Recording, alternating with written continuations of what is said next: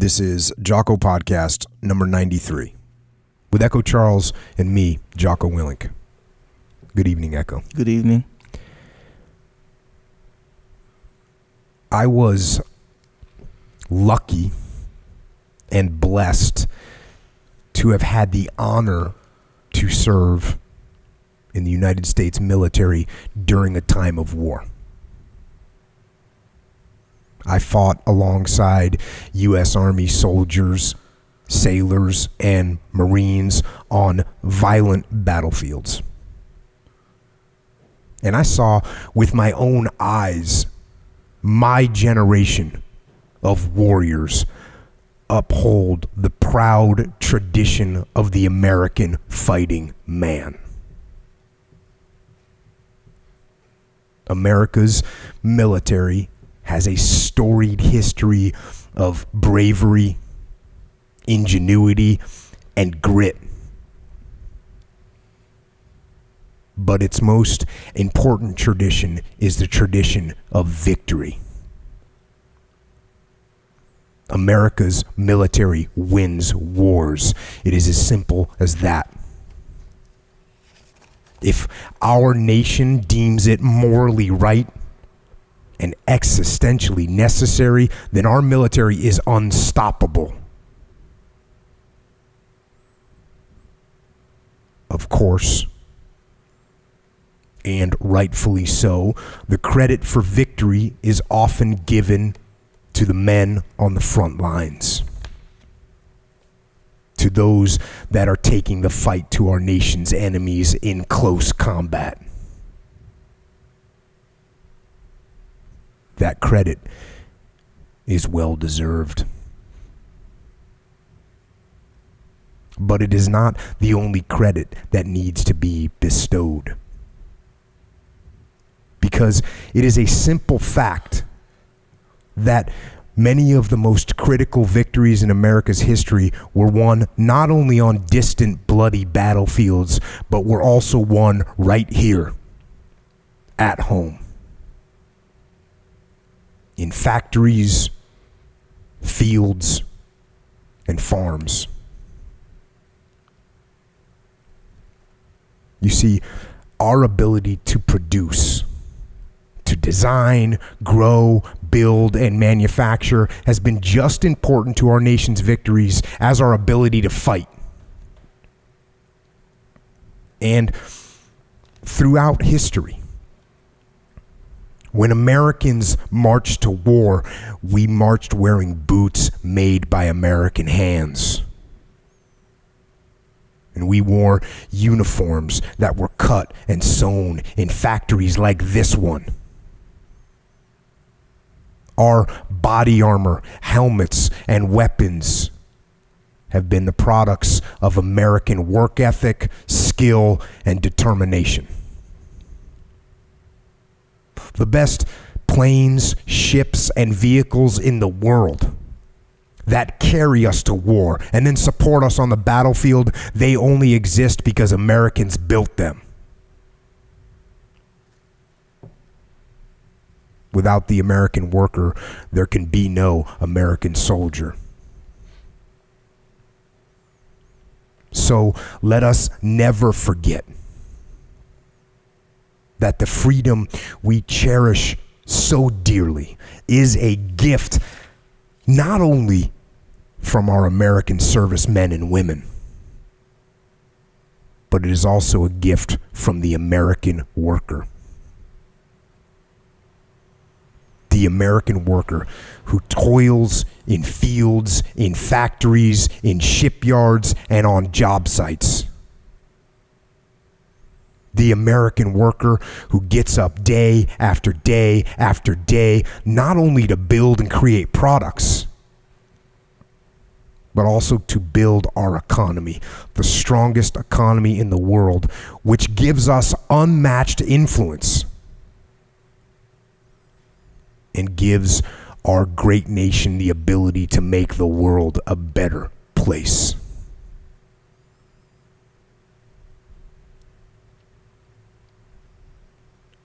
With that knowledge,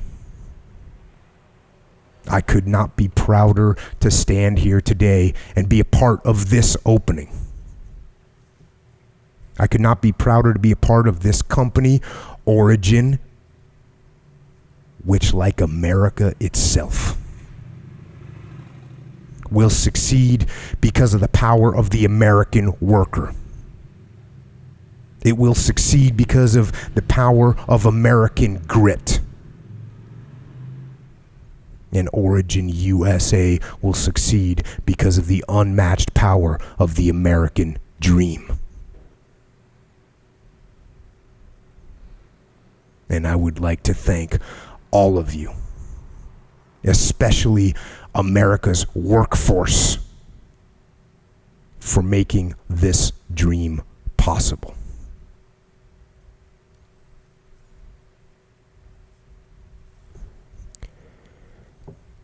And that is a speech that I gave today in a town called Farmington, Maine. And I was at the opening of the new Origin USA factory. Now, as I've been saying, we are now in league with Origin USA. And tonight, I have with me our new partner and our new friend, Pete Roberts, who, as you will see, has shown some pretty incredible fortitude in the business world, and who I believe is just getting warmed up. So, Mr. Pete Roberts, founder of Origin USA, black belt in jiu-jitsu, by the way, and also black belt in making things happen. Welcome to the show, man. Honored to be here. This is everything you just said, man, just captures everything I feel in my heart and mind, for sure.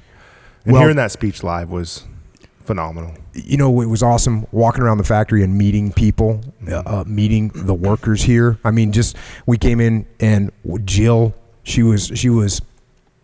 It's her week of vacation. What's she doing? She's in here working. She's working. And you know, just and I wasn't even didn't really know what I was going to say.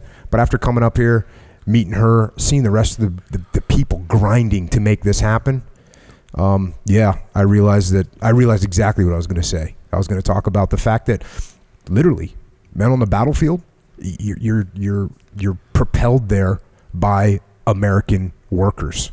And that's what this represents.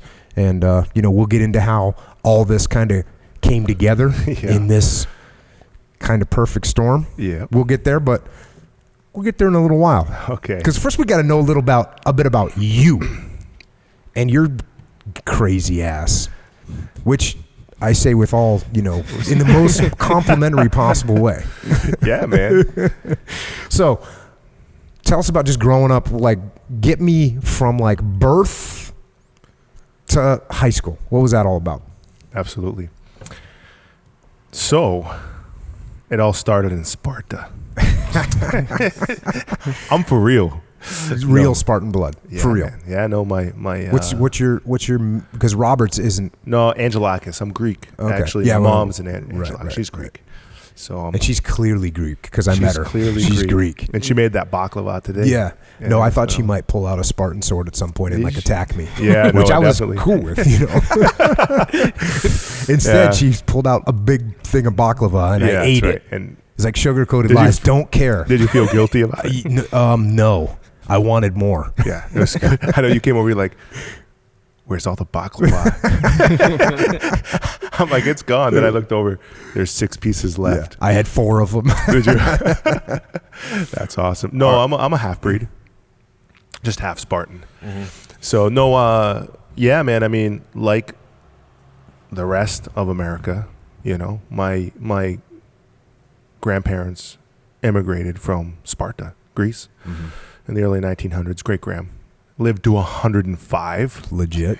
Credit. Yes. Yes. She wasn't even on Jocko White TV. She had some other stuff going on. Powering through it. She didn't need to be. She had the Mediterranean diet. Nice. Even my son got to meet her. She lived for a long time. But that's awesome. yeah, so from a young age, I got to see the American dream from my mom's side of the family, and when we were kids, I was born down in Massachusetts, Gloucester, and moved up here when I was a young kid. My mom wanted to get myself and my 3 siblings out of Massachusetts and into the woods just because she saw some shifts happening she didn't like. So she brought us up here and said, make a go of it, basically. And what business or whatever, what's your... Oh, I got to see my family build some pretty cool businesses down in Massachusetts. So being an entrepreneur was something I always admired, but didn't realize I wanted to do that until a little later in life. But my family down there, my grandfather had a sub shop, super sub. For those of you, I don't know, that's one of those things where they call it different things across America. Yeah. A sub in New England is the same thing as a Subway sandwich. Right. Also in New England, you call it a grinder. Do you call it a grinder? A grinder would be, I think, technically... no, that's not a hot sandwich. That's hoagie. A hoagie. Yeah, hoagies. You have Or a hoagie? a poor boy. I've never heard that. Yeah, that's another one. A poor boy. boy. Yeah, it's another Okay. word for it. So sub. Yeah, Sub. So granddad owned a sub shop. A few. A few sub Was shops. very successful with the sandwich making. Nice. I got to see that. My cousins built a big multi-million-dollar company, and I had to watch this from away because I moved up to here to Maine when I was 8 years old, so I wasn't cultured in that at all. In the business world, I didn't have anybody to teach me about business, and I just got to see it and not be directly part of it, which I always wanted to be, but I always looked up to them and whatnot, and both from business perspective and athletics. They were very good at athletics, my family and my uncles and cousins and stuff. So I looked from afar up here in Maine in the woods in an old farmhouse down a dirt road with no neighbors, cows in a field. Yeah, that's where I grew up. And then high school, you said I know you're athletic. How tall are you? 6'3" and shrinking. 6'3" and shrinking. Yeah, man. Those And what's your max? What are you walking around at right now? Right now, I can tell you exactly. 253.0. Yes. But you played, what'd you play? I in high school, 3-sport athlete. In college, football, Division I for a couple of years. Not the best experience of my life, learning experience, but not the best. Why wasn't it the best experience in your life? I was real good at it, football. I was not passionate about it. But I still worked my ass off. Because that's the thing. You were kind of, even though you were this big jock, I was. You were also an artistic guy, right? Artsy fartsy. I was an artsy fartsy kid. I got along with everybody, the jocks, athletes, all the artsy kids.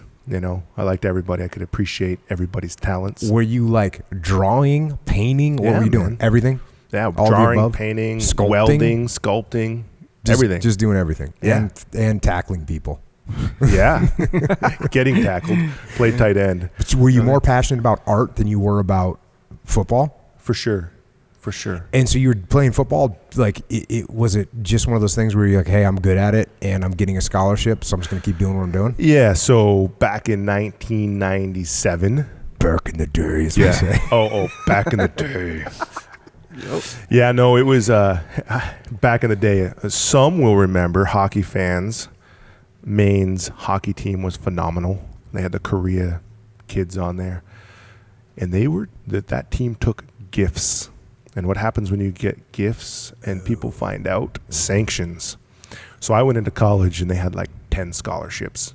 So I didn't actually have a scholarship till my second year of college. Kind of had to prove myself. And I worked my ass off. And then I fell into the politics of college football. And I saw the ugly side of the politics of college football. And And what are you talking about? Because I'm the only guy sitting at the table that didn't apparently play college football. I was busy in the teams getting after it. What does that consist of? Like, you're trying to get to be in this certain position starting, or is that what we're talking about? Much. Let's say like, okay, so I was supposed to start I redshirted my freshman year. I was supposed to start. Tight end, got into a bar brawl. Right, and during the summer, couldn't play the first few games, and it was me and one of my friends, and we were both freshmen, and he was a big kid, local kid. He ended up playing in the NFL, and we were kind of like fighting for the first spot on the depth chart. And the depth chart, for those of you who don't know, is like kind of where you stand, right? You know, and you see your name on there, and you see everyone else's name, and you want to be the top guy, right? Did they break that out for every position? Oh, yeah. Okay. Oh, yeah. Every position. Check. Yeah. So a little pressure to perform. Man, I stayed after my freshman year. I put on 27 pounds of like hard-earned muscle. No illegal substances. Squats? McDonald's and squats. They'd be like, Pete, go eat some food at McDonald's. So what would you go from what weight to what weight? Man, I think I came into college at like 200 and like 225, and you went up to less. Oh, 210 really? maybe. Oh, dang. Out of high school, and then and then just earned it in the gym. I remember my tight end coach coming up to me and saying, "Hey, Steve was his name. He's like, he's out, and he's like, you're gonna be starting this first game." And I'm like, shit. I mean, I stayed like worked my ass off, stayed during breaks and everything, and I was a good athlete. Yeah. And what's cool is like that you're actually going as hard as you can. Yeah. That's something you weren't even that passionate about. No, but I committed to it. You just wanted to win. Yes. Yeah. And you committed to it. Okay. You look at yourself on that depth chart, even if you don't necessarily like what you're doing, you make the commitment and you drive. And I didn't want to be number 2, So it's super competitive, college sports. So anyways, my tight end coach, like, you're starting the first game. I'm like, yes. Call all my family, call all my friends, tell them what's up, make sure everybody has tickets, yada, yada, yada. Like a day before the game, the coach comes to me and says, Pete, I got to talk to you. And I said, okay. He's like, I just got in a huge argument with the head coach, and you will not be starting in the football game. I said, okay. Why? He goes, basically told me politics. My friend, still a friend of mine, local kid, he came in on a full ride. Local kid, big kid, had probably a better frame to build on. And basically even though maybe it's college, we have different gifts. The head coach shut it down, said, nope, he's not starting. My coach is like, he should start.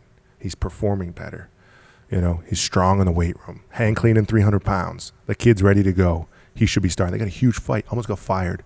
The coach, my tight end coach, almost got fired. He said, you'll be playing a lot in the game, though. But yeah, he'll be starting. Guess how much playing time I saw? None. 0. Ooh. So that was the first game of the season, you said? Yeah. And so then what happens? You grind out the rest of the season? Yeah, man. How's your attitude? I worked my ass off to earn. You kept grinding. To earn. Did you ever start? Here's the shitty thing. It already sounded pretty shitty, actually. It's pretty shitty, dude. Here's the shitty thing. Man, I'm telling you, I had football PTSD after this. I didn't watch football for 10 years. They put it on television. I'd walk out of the room. I'd just hang out, do something else. They'd be watching the games. My son loves football. My family loves football. Couldn't do it. I had like just an aversion to the sport. To make a long story short. Good, because it's been 45 minutes. We haven't even made it past. Shut up. No, has it been? No, it hasn't. No, my scholarship, the money, like some of the money hits your account, right? And like shit didn't kick in for like my food and everything. And my coach, the head coach, who was a narcissistic guy, loved coming to the weight room and just like waving his hair and you know, one of those guys. You know, one of those guys. Oh, yeah, yeah, college. Yeah, Echo. Yeah. Waving that. He's hair. like, I'll take care of it, Pete. It's fine. Everything's happening. Okay. A week later, coach, still this isn't, you know, I'm on it. I'm on it. I'm talking with the AD. Everything's good. A week later, going, coach, it's still like, man, I'm stressing. You know, like I'm gonna have to get a job. Like, what's up with this? He goes, I need to talk to you in my office. I said, okay. I sit down in his office. Your scholarship money is not going to kick in. Really? I overgave. Title IX had kicked in. And he overgave. Now, is he being truthful with me, or did he find a new recruit that was better? Mm-hmm. Did he push me out? Who knows? I don't know why, because the kid behind me ended up starting fullback the next year, right? So maybe I got pushed out. Maybe he overgave. Fact of the matter is that bastard lied to me and didn't follow through with his word. And that will never happen again. I will never surround myself with those types of people. And that lesson I carry to this day. I think about it a lot. It's one of those moments in your life that kind of changes your life. I said, you know, I'm going to tell you something. I worked my balls off for you in this program. I'm ready. And this is what I get. That excuse, out of the office. I grabbed my cleats, handed it to my buddy Chad Rogers, and walked out the door and didn't look back. And that was that. Yep. So what, that was your sophomore year? Yeah, that would have been my redshirted. It was right after my sophomore year. Yeah. So what are you studying at this time? Studying new media, which was really new because remember the internet hit in like 97, 98. It became hot, right? Yeah. Really? There's a date on that? Pretty ambiguously. Like you can call it 97? That's when it became hot. Yeah, for sure. Right, Like I think so. Yeah, okay, for sure. I'll take 97, your 98. guys' Yeah. word for it. That's when it was like the internet. Yeah. Everybody Was had this to have it. AOL.com? Yeah. Netscape Navigator. Yeah. But Right on. you could really surf the web. Yeah. Okay. So, Find websites and stuff. Yeah, and website development and this Flash came out, Yeah, Macromedia, all this stuff. So anyways, I was into that. I discovered the computer thing and fell in love with design on the computer. And although I was a sculpture major, I used to weld up crazy looking shit. I actually zippered the goalpost. Dude, I did. For like my final project. You want to know what I did? I built this big friggin' zipper on this like canvas, and I erected it and I zippered up the goalpost. Big. I'm talking Like a giant real zipper. a real zipper. Like the Dang. the thing you hold. The Yeah, tab. yeah. Dude, it was this big. I zipped my art teacher. They allowed you to do that? They didn't have a choice. I just Yeah, went out and did it. Savage style. Yeah. And What's that, and like street art? I don't even know what Guerrilla that is. art. Bansky? Guerrilla art, yeah. It was weird. I think I got some of that frustration out Yeah, through for sure. zippering it up. Yeah. I have never You made told them look anybody that. Dude, So that thing you took me. Wait, did you get graded on it? Yeah, dude. So how did you not tell anybody? Because what happened was I erected it in the practice field, and my teacher, she walked over with me to look at it. And she looked at me I and bet she she goes, said A+.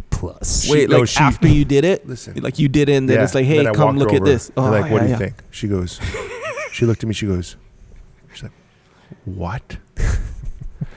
She didn't think it was possible. Bro, when you said, like, I zippered my goalpost, I'm sitting here thinking, what, is this some slang term that I don't know Dude, no, I about? fucking Does built that a mean huge zipper. hanging toilet paper off of it? Like, what does this Right. mean?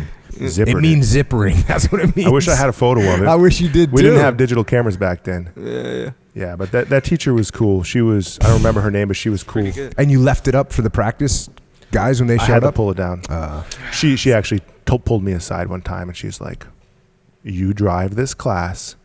What you do and how you act, everyone is going to follow, basically. Mm-hmm. She was pretty cool, but That is I was legit a little vengeance. Very Time. much. I'm giving Yeah. you props. Vengeance. Full props. Zipper that shit. Zipper it. Done. Zipper it. You ain't nothing's happening How here. tall is a goalpost? Man, that thing was It's tall. though. 35 feet? 30 feet? Probably more than like the full goalpost. It depends. The practice field. Somebody helped you. It varies. Fully but- zippered. I am not even kidding. I built it out of like wood laminated bandsaw, like all the lugs, and I had to fit together perfectly. And that whole zipper part had the zip. It was functional? Yes. Functional giant zipper. That's good. I love. She's She's like, impressive. I told my teacher I was new. She's like, impossible to make it function. Oh, okay, let's see. Yeah. Like I said, It's Fortitude. Yeah. I mentioned that earlier. So, Yeah, a and little at this bit. time, what's like going on personal life? Weren't you with So, your high school sweetheart at I this time? was, yeah. So, my wife, Amanda, my bride, we got together when we were 16, through a difficult situation. We became friends, and we've been together ever since. We were drawn together by a difficult situation. And you stayed together through college. Absolutely. And she wasn't looking at you like I need to get away from this guy. He's Yeah, the zippering zipper guy. goalposts. You know, she's very understanding, apparently. Yeah. You know the corny line, like, you complete me. Mm-hmm. Like I tell people, like, if my glass is a little full, she just dumps them out, and if it's running a little dry, she puts it back in. Nice. So, and she always has. You know what I mean? So she's brutally honest, and just Yeah. my soulmate. That's it. No, that's awesome that you guys were. I knew that, but it's kind of cool that you guys stayed together all that time. Now, back to your major, and now you're not playing football, and now done. you're sitting there in college. Yep. You're studying new media, which no one knows anything about, I didn't even know anything about it. and We actually hired the professors, my class. really, We had a committee of students, and we hired the freaking professors. and so then you're learning how to do what?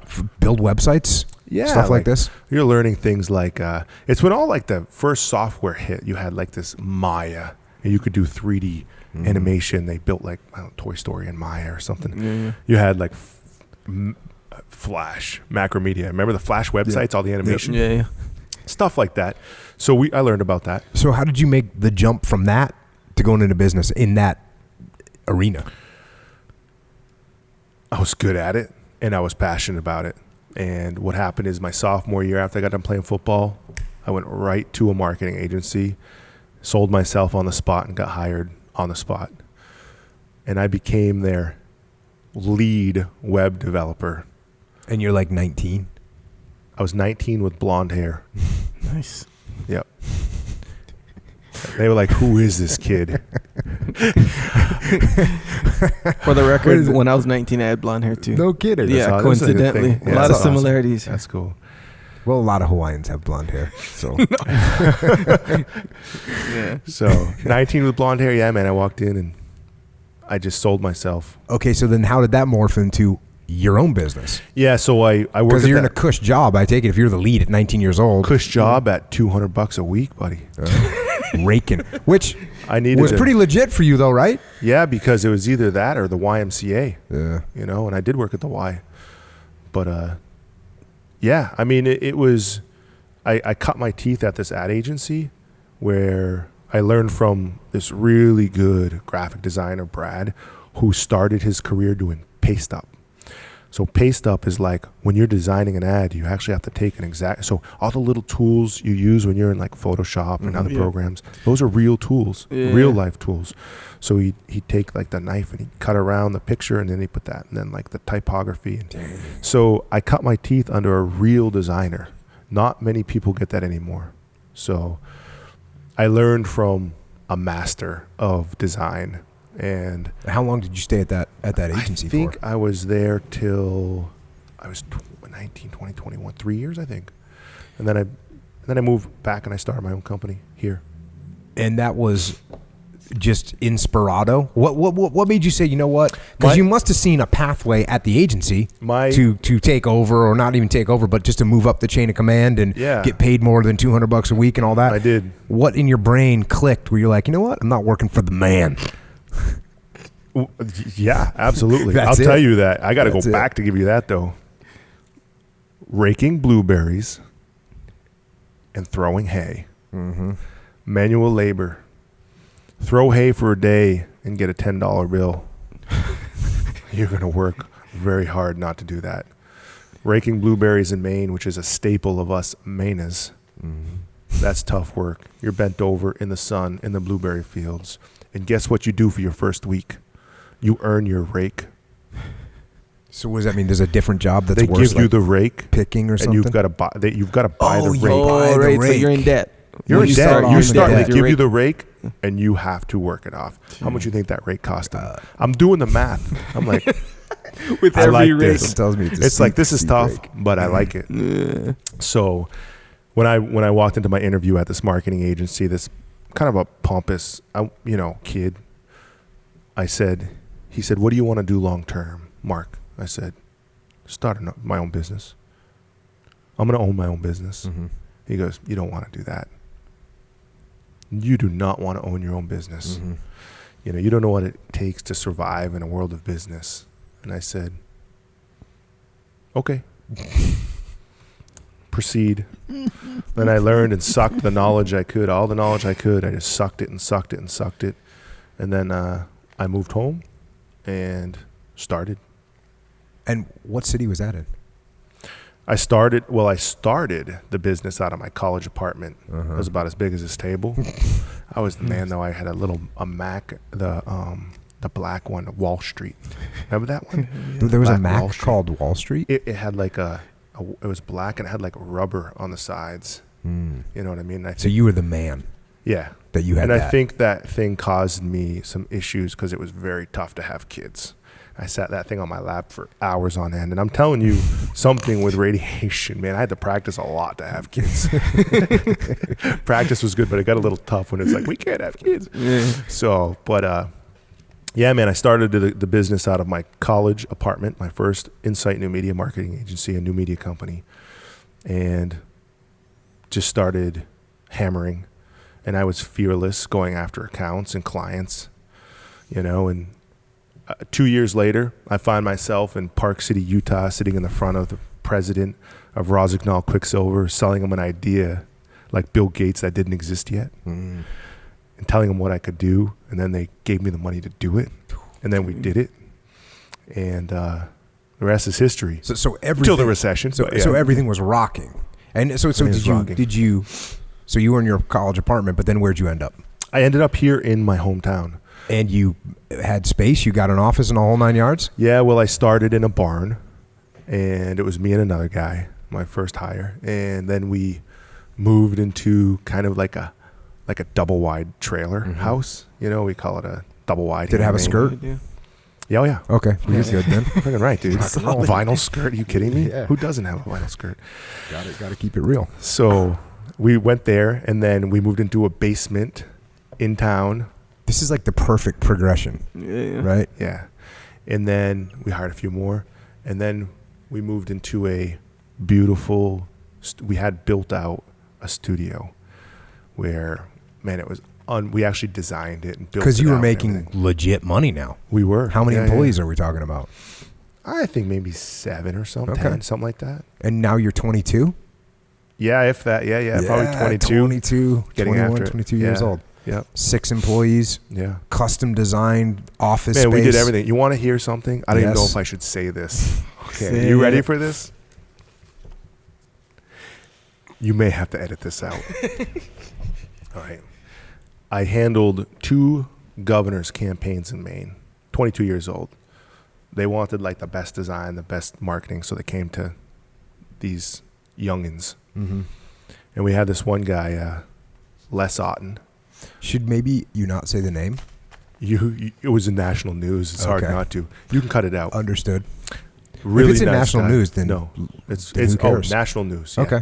Really nice guy. Right after Obama's first term, so Les came and he wanted us to handle his campaign, and so he wanted a logo that was circular like Obama's logo, and so I designed myself a circular logo, which green and blue, very similar feel, not even close to the same, but it was round. And who had done a round logo at that time?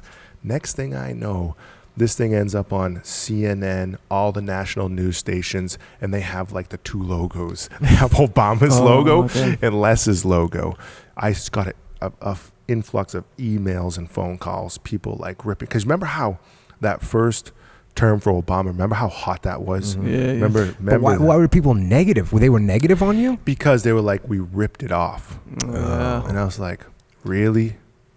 Really? So it was round. Don't make a round logo. Yeah. Especially after the first Obama pick. Yeah. Don't use circles. Don't use exactly. That's what Don't they're saying. use circles. Yeah. So, anyways, it was an interesting time. There's a little bit of stress. Did he catch heat for it? Obviously, I guess. time. Yeah. Because no one really Got cared that heat. no one even knew. They're like he wasn't like, oh, my ad agency made it up and I thought it was great. No, well, he, kind of a little bit he did that, but he had an advisor that said this is the right direction and whatnot. So it was interesting times. So what was the heat? Dude, the heat was like national media, like ripping you down, people digging down who designed it, like the company that designed it, and just like tearing you up. They found your yearbourbook picture or whatever. Dude, like, it was bad. It was a strange idiot that ripped off Obama. It was like 15 days of like, holy shit. Like, are we gonna survive this as a company? And we did. Yeah. And so you survived that. Yeah. And I guess your lesson is like from that you can survive things. You're gonna like it's interesting. I just caught that you said 15 days. Yeah. Because guess what? 15 days, no one cared anymore. Is that exactly. pretty much? Pretty much. Yeah. Yeah. I see that a lot in the news. People, something will come up. People freak out about something, and I'm like, yeah, wait. Oh, yeah. Wait a week. 4 days. Yeah, no one something cares else will anymore. There's like some other meteor that hit the satellite thing or whatever. Yeah. So, it was interesting. We were young, and naive. I think all entrepreneurs start out naive, honestly. and from a leadership perspective, you're in a leadership position, Yeah. right, for the first time, Yeah. and you have a team of 6 people, Yep. and you're the man. Yep. And I'm trusting. Oh, you say that with a little hesitation. Yeah. I trust that people will do the right thing. Are the people that are working for you your age, Yep. a little younger, just all the Pretty same much the same age? Year or two difference. Okay. All young. So now you said recession. What happens Recession. there? Well, we were kind of like booming as a company, building some incredible. We would do interactive touchscreen kiosks and all this really, really cool shit that nobody was doing yet. The recession hit. We lost 65% of our business overnight. I mean, what's the first thing you cut in a recession? Advertising. You're not supposed to, but you do. It's the wrong move, but it's the move that everyone makes. Yeah, man. I'd probably make the same move. Yeah. Where can we cut costs? Ad spend, right? Stop that. Anyways, the recession hit, and we had built this company from like the ground up, just funneled the money back into the company, build, buy equipment, build this, do all this stuff. I'm like, oh shit. First time I thought about like, these guys bought houses here, have families, are starting families, moved away. How long had the run been at this point? This had been This is a 5-year run? 2000. That's a good question. When was the recession? 8 or 9? This is 6-7 year run. Okay. 6 So 7 yeah, year these run. guys had established their lives. Themselves. They established their families up here. Yes. You were the form of income. You're how they're paying their mortgage. Absolutely. And I felt that, I don't know if that's weakness, but I'm sensitive to that, man. If I promise somebody something like this company is your future, I mean this company is your future, I will stop taking a paycheck, and that's not the right thing to do. You got to always pay yourself, right? I will stop taking a paycheck to make sure you get yours. And that's what I did. And what I also did is I took out a line of credit. And it was the first money I had taken out from the bank ever. And I used that money to keep things going, to try to get through the recession. And I didn't want to lay anybody off. What I had them do was I had them start designing in-house Because by the way, projects. the next thing that you do after you cut advertising the biggest cost to just about any business there is your people. So that's the next thing that gets cut. But you're saying you're not going to do that. And I'm young. Yeah. And learning about business as I go, you know. So no, I'm not going to do it. No, some of them bought houses and stuff, you know. Like, I'm not taking away their livelihood, you know. I'll find a way to just get through, right? You know. And I believe I had the fortitude to get through, you know. But, and there's the but, they didn't. And here's why: because I had them start working on in-house projects, and I was training jiu-jitsu at the time, and so I was going to develop a platform so that an academy could build a website based off of a templated system for their jiu-jitsu school. And it was going to be badass. And we had done this for like Rozignol and Dina Star.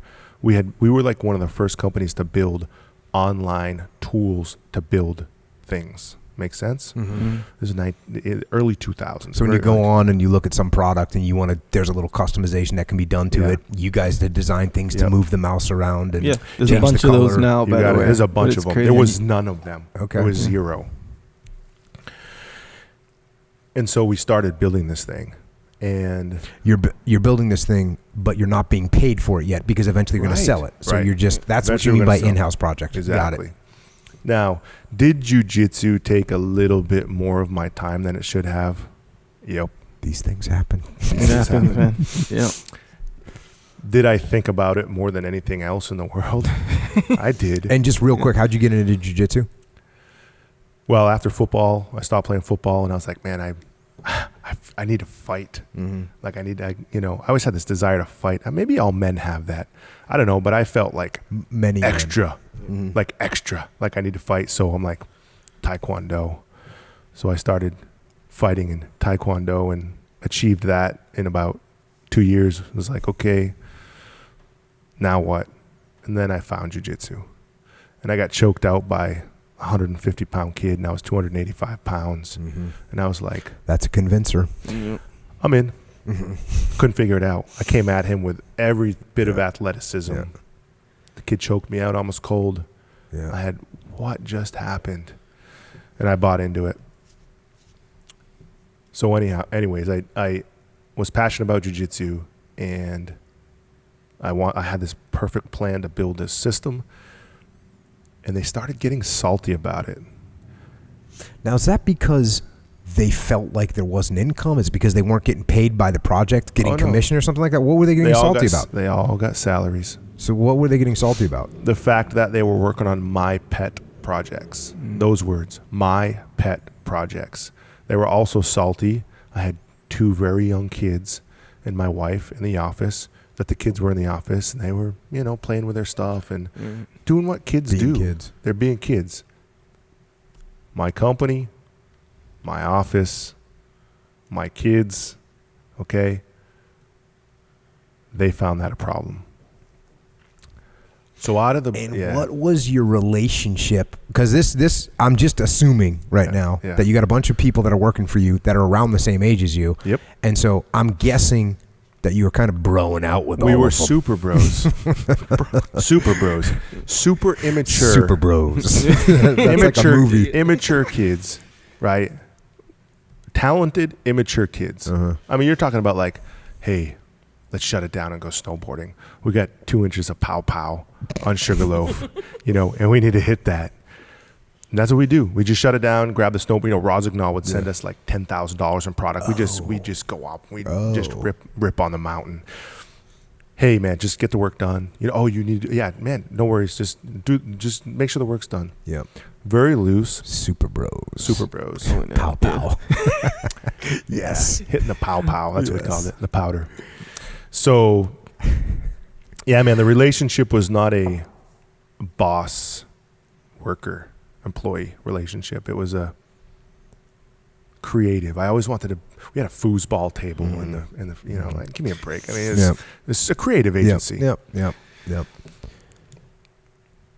But when shit hits the fan, the fingers go to one person, this guy, right? So, all right, I'm ready to sustain this thing and make it happen.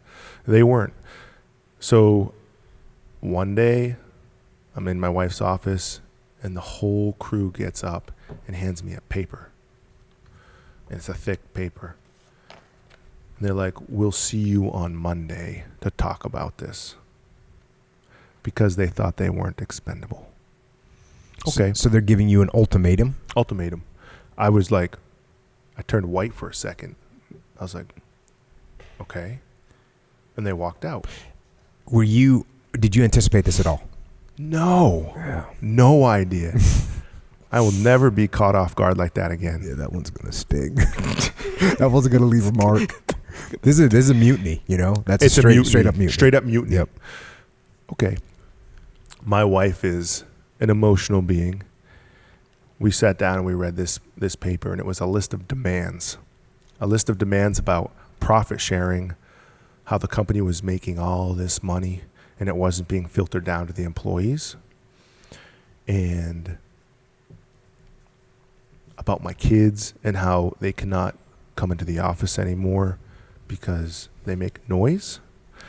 A whole list of demands. They can't concentrate when they're playing foosball. Yeah. And yeah, amongst other things. Young, stupid kids. Yeah. And I was one of them. Yeah. Because I was naive. So we started looking at this thing, and I was just like, wow, it's like getting punched in the face. And my wife went zing, and she spun up. And shoo. She's French Canadian, and she's you know, anyway, she spun up. I said, okay. Does she speak French when she's angry? No. Okay. I wish that would be kind of hot if That'd she be did. a bonus program. I'd be like, babe, can you speak French? Just make her mad so she could yell at you in French. Yeah. No. So what we did is we sat there and looked at each other and we're like, what? And I said, did they have any idea we just took out a line of credit to support this place to get through the recession? Do they have any idea we don't have any work? So what do? Recon. We opened up their computers, logged in, and started looking for all the interaction between the staff. And wow, what they thought of me. I was sad. I was like, wow, this is sad. Made me feel like shit. What'd they think? I mean, they thought I was like some type of miser, like squirreling away cash and resources, and because I always kept a straight face, a happy personality, and they had no idea how much in the hole we were. Yeah. And I can imagine that you're trying to actually protect them from the stress of business. Yes. And in doing that, you didn't communicate to them what was actually happening, which meant that they created what was happening in their own minds, which was obviously wrong. That shit.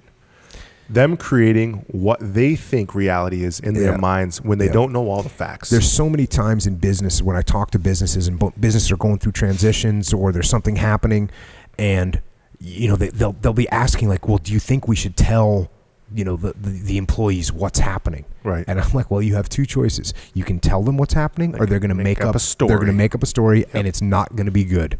Yep. They're going to think worst case scenario, and so the open communications that is how you prevent this kind of thing. Yep. And obviously, you're 22 years old. That's pretty awesome that you were in the position you were in, and obviously you can look back now, and it's pretty simple to see what the solutions were. One of them, you were broing out with these guys too much, and this is a fine line. Because, in a SEAL platoon, I had bros, lifetime brothers that were, 3 or 4 ranks below me, but they were professional and they understood the line between, and they understood and they respected the position.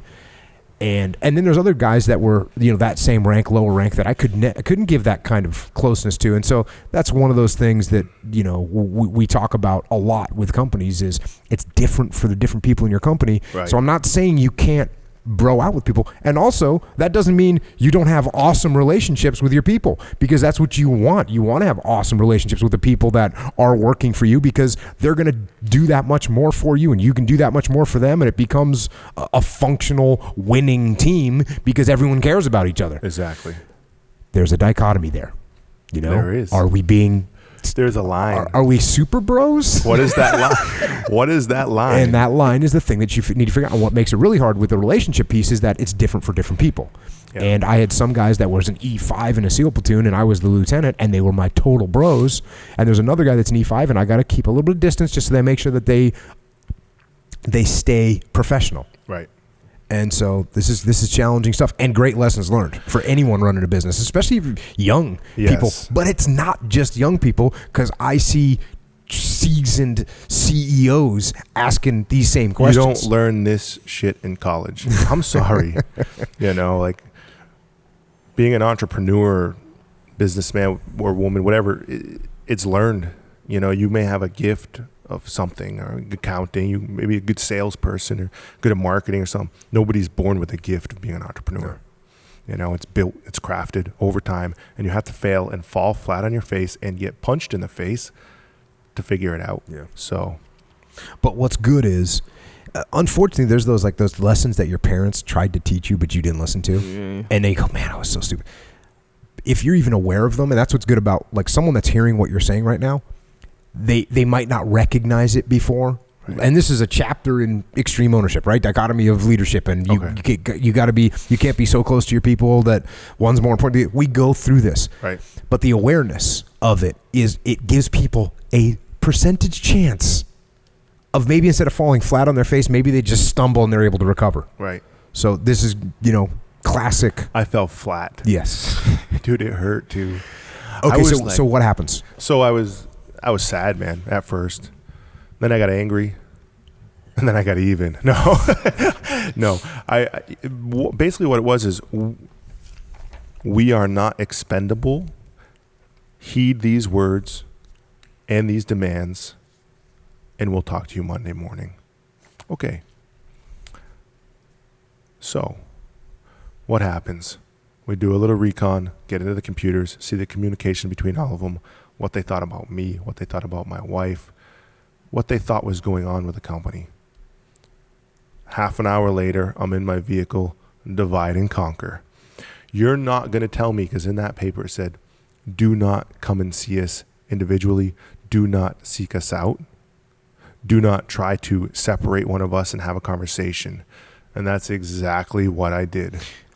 By the way, from the employee standpoint, this is a horrible move. They are making as bad of a mistake as you were making as a leader, because what they should have, any one of them could have done, is said, Pete, bro, I got to talk to you, man. Let me tell you what's going on. Yeah. This is what we're thinking. We don't know what's going on with the company. You got us working on these random projects that are like your projects. We should be working for other companies. Yep. Can you tell us what in God's name is going on so we can move forward? That's what one of those Nobody was that mature. And you could have brought them into a room and said, hey, guys, I apologize for not telling you, but let me tell you what income we have in the next 6 months. Nothing. So this is what we're going to do to try and survive. You could have given them the plan. They would understand why you were doing what you're doing, and it would have been good. So both sides of the chain of command there are actually making grievous mistakes. Bad mistakes. And I learned from that was, I'm a transparent person as it is. You can ask me anything you want, and I will answer it. I was just a dumb kid, though. I didn't want to show weakness to them, is what I was thinking. Right. Because I didn't want them to feel like they needed to go find another job. I didn't want them to think start talking like, oh, the company's going to shut down. I was making my own stories. Right. I didn't trust they would make the right decision if I told them this. Yep. So I just carried on to try to push through. And you're right, it was a mistake to not share it with them, because it would have been, we were bleeding as a company, but they were the blood I was trying to keep in. It would have been easier just to let them decide what they wanted to do after, in hindsight, telling them where we were as a company, how the recession had affected us. But I didn't. Yeah. And so I divided and conquered. And meaning I got in my vehicle, drive to the first one's house, knock on the door. John, we're going to talk, or you have no job. John's still with me right now. He works for Origin. Sweet. I was pissed. I was so pissed. I was crying a little bit. I was pissed. Have you ever been so pissed, like you're just like, you cried? Yes. Negative. Okay. Next question. Really? I don't. Not even when you were a kid. No, being, I mean, I'm a kid. Oh, I guess. I'm when talking about like being a kid. 7. I'm talking like 20. What am I? 23, 24, something like that. Yeah, Pissed. I was in the teams at that point. We're not crying. Okay. It's not happening.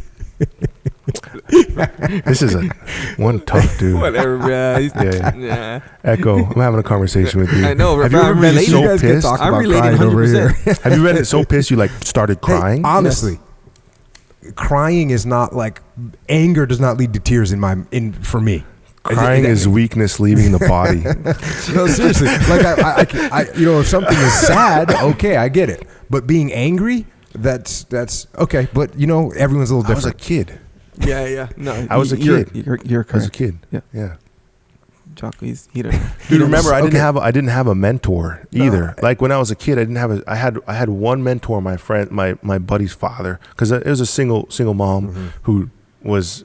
Yeah, as kids, a lot of the time we raised ourselves. I didn't have a mentor. I didn't have like a father figure around all the time to see how to. So I worked off of pure drive and emotion. Yeah, and again, I'm not trying to be a jerk. No. I'm having fun with it. Yeah, but absolutely. but so you're so pissed that you've got freaking tears in your eyes. Yeah, and you go to John. I'm like, you want this job or not? Because if you say no, you're not talking to me. You do not have a job, and you've got a new house. Okay, so He's in the car. Okay, one down, down. one in the game. Still in one in the game. Got it. As I drove to the others' houses, they either didn't answer the door and hid, or answered the door and said, "I can't talk to you," and closed it. Okay, These are kids. That's what kids. a kid does. These are kids, man. Which is a message to everybody. Yeah. When you don't want to talk to somebody, you're not solving anything. You know what I mean? Yeah. You don't. Yes. Yeah. Now, I'm not saying that there's sometimes where I'm so mad at you that I'm like, Pete, come back tomorrow, bro, because right now it ain't gonna go good. Yeah, exactly. I'm so mad I could cry. Yeah. Or something like that. That sounds really sensitive, man. Would you actually do that? That is weak. But the point is though, seriously, if there's a problem and you're not going to talk about it, you're going to sound like that kid right there that answers the door. I can't talk to you right now. And shuts the door. That's not a way to get anything solved. Are there times where you need a little bit of distance? Yeah, because people are hot-headed. Yes, that happens. As long as you know you both know that it's solvable. Like I feel like with respect to business and stuff, like if you're working with a client, you may like bang heads with a client and be like, all right, listen, we need to shut this down and discuss it like in 48 hours. That's learned over time. Yeah.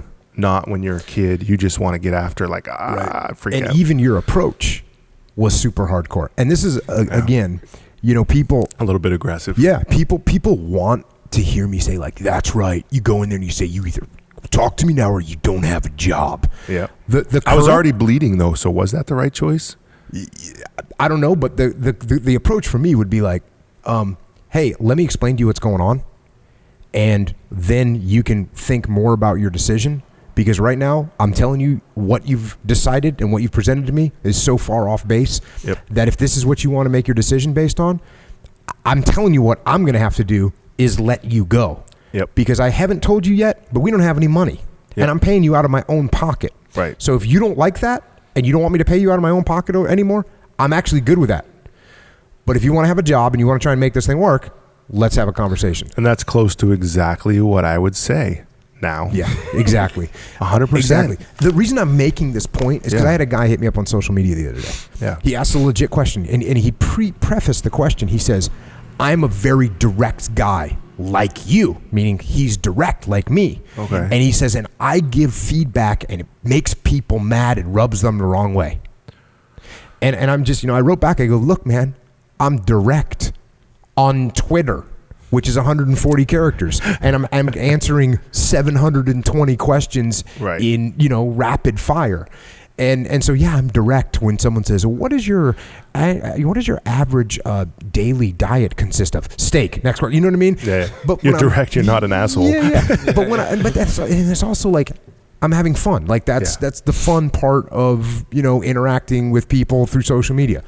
That's not how I'm treating another human being face to face in a real relationship when we're trying to build something. Then I'm using tact. I'm using maneuvering. I'm manipulating the situation. I'm setting things up. I'm being the most tactful person. In fact, not only am I not going to rub them the wrong way, I'm going to rub them in a very nice way so they feel good about the conversation that we had. Disarm them and have a real conversation. The point is that, you know, you like you said, what my little quote was is what you would say now. Back then, you're young, you're bleeding. I'm bleeding. You're pissed off. Yeah. And you say, you know what? Got a wife nagging at me about finances. Yeah. You know how that all builds. 2 young kids, don't sleep through the night. You know, it gets tricky, and you're trying to maintain this. So just FYI, that what you just said, you just said you know how it is. And to be honest with you, I don't know how that is. Because I was in the military. I got a paycheck every 2 weeks. Yeah. I had kids. I had health insurance taken care of. I had a house taken care of. It's a huge. It's actually a feeling I don't know. Mm-hmm. So I don't know that feeling. I can only imagine. I can only imagine what I would be thinking if I was in your shoes at 22 years old with a wife, 2 screaming kids, and I don't have any money. So yeah, check. Okay. And get some. I will tell you about that feeling. It's a feeling I'm never going to go back to. As I divided and conquered, it did not go my way. So, meaning that the people were saying they can't talk or they hid. They can't talk to you. They left their homes, whatever. So I made a decision what to do. I talked to my wife. She's like, "What are we going to do?" I said, they all think they're expendable, except they're not, because there's not a person in this world that is so good. Oh, they think can't they're not replaced. Expendable. Right. You okay? Got it. Yep. Got it. They think they're not expendable. There's not a person in this world that is so good at their job they can't be replaced. Did you hear that, Echo? Yes, sir. Just saying. Almost none, but yeah, you're right. There's a lot of talented people in the world. So what did I do? Hefty trash bags. Get some. I went up to that studio and I scraped their desks individually into trash bags, and it felt good. I didn't even mean to say that, but it felt good. Yeah. I literally just scraped it, tied it up, went to the next one. My wife just pushed it all into the bag. This is good. Therapy. Yep. Yeah. We dragged all the shit. I didn't even care what was in the bag. I don't care what they had on their desks. My property, your shit in the trash bags. Didn't organize nothing, just scraped. Dragged them down the stairs. Gently? Because I'm getting the feeling this was not a gentle scenario. Dragged them down the stairs. We were in this like studio, 3rd floor studio that we had built out for us. Beautiful. Right. That Monday morning, the art director who I cut my teeth with came down. He lived in Bangor, Maine. We say Bangor. Came down, and we were sitting there, and it was glass, like the glass, and it's like you could see through it being inside, but from the outside you can't. They all got out of the same vehicle, kind of giggling and chuckling, like they own me, they own this company. And they walked in the door, and there we were sitting there with the trash bags. And they went from giddy to guilty to sadness, and their faces turned white. There's your shit. Take it. And that was it. Done. Mm-hmm. That was tough. I said few words, but I was not going to be held hostage to this situation. In business, I say you've got like 40 years of being a maker. I did a speech recently at an innovation. I wrote a speech for an innovation expo. 0 to 20 you're learning, 20 to 60 you're doing, and 60 to 80, hopefully you're enjoying the fruits of your labor. Anything good in life takes 10 years. So my first 10 years had passed, but I still had 30 to go. And so I knew I wasn't done, but the pain of the situation and the experience, I grew exponentially overnight. We had salvaged a small part of the company, which was this, we called it webware, right? It was like online software, like everything is now, like the cloud, but there was no cloud. There was this system. I was able to salvage that because it had like a cool little customer base of some high-end customers, and they paid monthly. It was just like reoccurring payments, right? Just to use it. Yeah. And so I found a buyer for it, and the negotiation took a long time. And in that long time, we had no income, no money. And so what did I do? I started selling shit, dirt bikes, four-wheelers, snowmobiles. Every non-essential item I owned got sold, trying to maintain keeping my home, right, which we had built, my wife and I, in the forest, which was our dream home, just a tiny little 1,500 square foot timber frame. Borrowing money from family and our parents, and them knowing the situation we were in, so them actually just like giving us food or whatever. That whole time I had to maintain like this super composure to try and sell this thing. All this shit happening in the background. And I think it was like 8 months, and I finally sold it. $200,000, I think it was, which was cheap for what we had built, extremely cheap. But I was in a position where we had nothing left. Had freaking nothing left, you know? It was super, super challenging, and I could have easily turned to substance abuse, which I didn't. I've never been into substances. I could have easily just fell off the deep end and felt like a failure, which I knew I wasn't. My wife wanted me to go find a job. She's like, that's what I was about to say. I can't do this. Normal, hey, you go get a 9 to 5. I can't do this. I can't do this, Pete. I can't do this. During that 8-month stint, you've got to figure something. I said, babe, I will find a way to make this work. And I believe everything happens for a reason.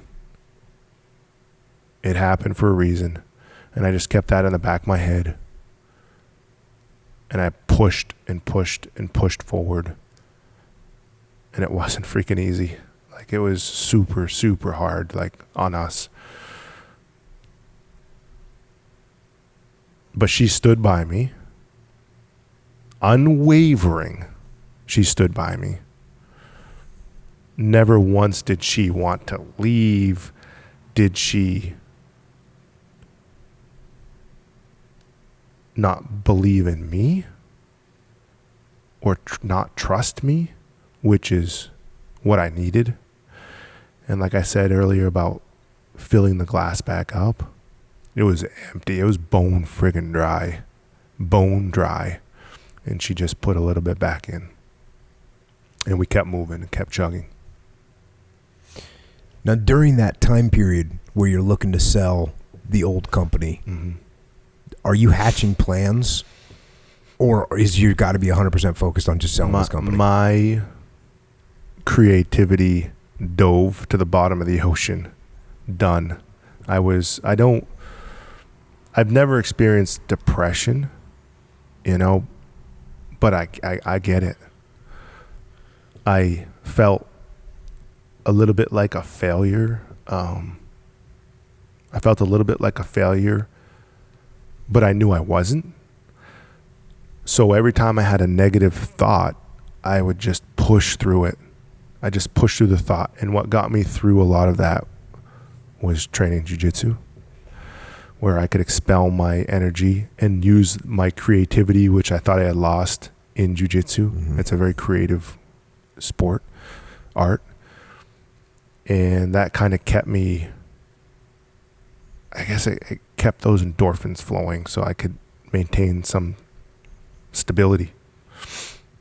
But tactically, your focus is sell. It's got to maintain this, make it look good. Let's show them the numbers that are coming in for our few clients and what the projections could be. Yep. That's all you're doing. Yep. That's all you're doing. And you're thinking when you sell that thing, you're going to have enough and you'll figure it out later, but you're not worried about it right now.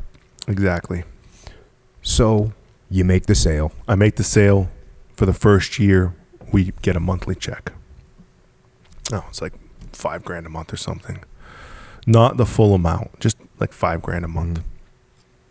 So during that time, I decided to just take 12 months and figure out what comes next. And in that 12 months, I traveled around the country, training jiu-jitsu and filming a thing we call BJJ Weekly, because that's what I was passionate about. And so we travel around and film technique and train and all this stuff. And it was like an excuse to train jiu-jitsu. That's it. This newsletter. And after that 12 months and traveling around, it just struck me what I wanted to do. Years earlier, I had designed this logo for a gi brand. Off the cuff, came to me. I get my ideas in the morning. One morning, I sat down and just, boom, done. 5 minutes, you know. Sometimes you can have a client come in, we used to, and I'd spend 100 hours on the friggin' logo, you know. People don't realize how much logos cost. And sometimes you just nail it, like 10 minutes, done, finished. It's just like getting hit by lightning, just boom, done. And that's what happened with this Origin thing. I wanted to start a brand. Because what I had done and what I had learned, and over that year of driving around and training and reconnecting with myself and my family, was that I loved building brands and products. I loved taking something from nothing, like a drawing, and making it into something. And I had an aversion to the screen in that space because of the new media thing. I was always on a screen. And I told the man, I need to like do something physically, like have something physical. I need to have a physical thing to do. Because I was an art major and I'm an artist and I zip up goalposts. I needed a thing to do. So in jiu-jitsu, I had seen that the uniform like hadn't changed. And I don't know, they've been wearing kimonos for 1,000 years, but you know, judo, you know, hundreds of years, and jiu-jitsu 100 years in Brazil, same thing, same damn thing, 100% cotton uniform. This is what you wear. And I was like, why do you wear that? You got Under Armour with like wicking stuff, and you've got air helmets instead of leather helmets, and you know, just all these innovations in other sports. And jiu-jitsu had shit. We had nothing. Like wearing a bunch of just straight cotton balls and, you know, sweaty, soaked in gi that stretches and stinks bad. It sucked. And so to start, I was like, okay, I got to start. Meaning you now have the vision. You see that gis haven't progressed. Right. You know that they can be made better. Yep. But you don't actually eat. And so you say, okay, I want to make the best gi in the world. Yeah. That's the vision. Yes, it is. And you have to start somewhere. You got to start somewhere. So I didn't know anything about textiles, but I knew about design and I knew about the human body and, you know, how the human body worked. And in college sports, you learn about that a lot, you know, mechanics of the body. And they retrain you how to run in college. Like you all run the same. You do exercises, so you're all forward striking with your foot. You all run the same. And so I designed like a gi pants, and it was like the cowboy cut, because I knew that in jiu-jitsu, when you like you're squatting a lot and on your knees, and the material pulled up your leg, but pulled down your butt. So you like got plumber's crack, which sucks. So I designed like so the knee pads came up to your hips. So when you squatted, it would pull from your hips, right? Instead of across to the top of your leg. And did some cool innovations like that. And then I was like, all right, time to go. So we launched a gi. We imported this gi from Pakistan, one gi.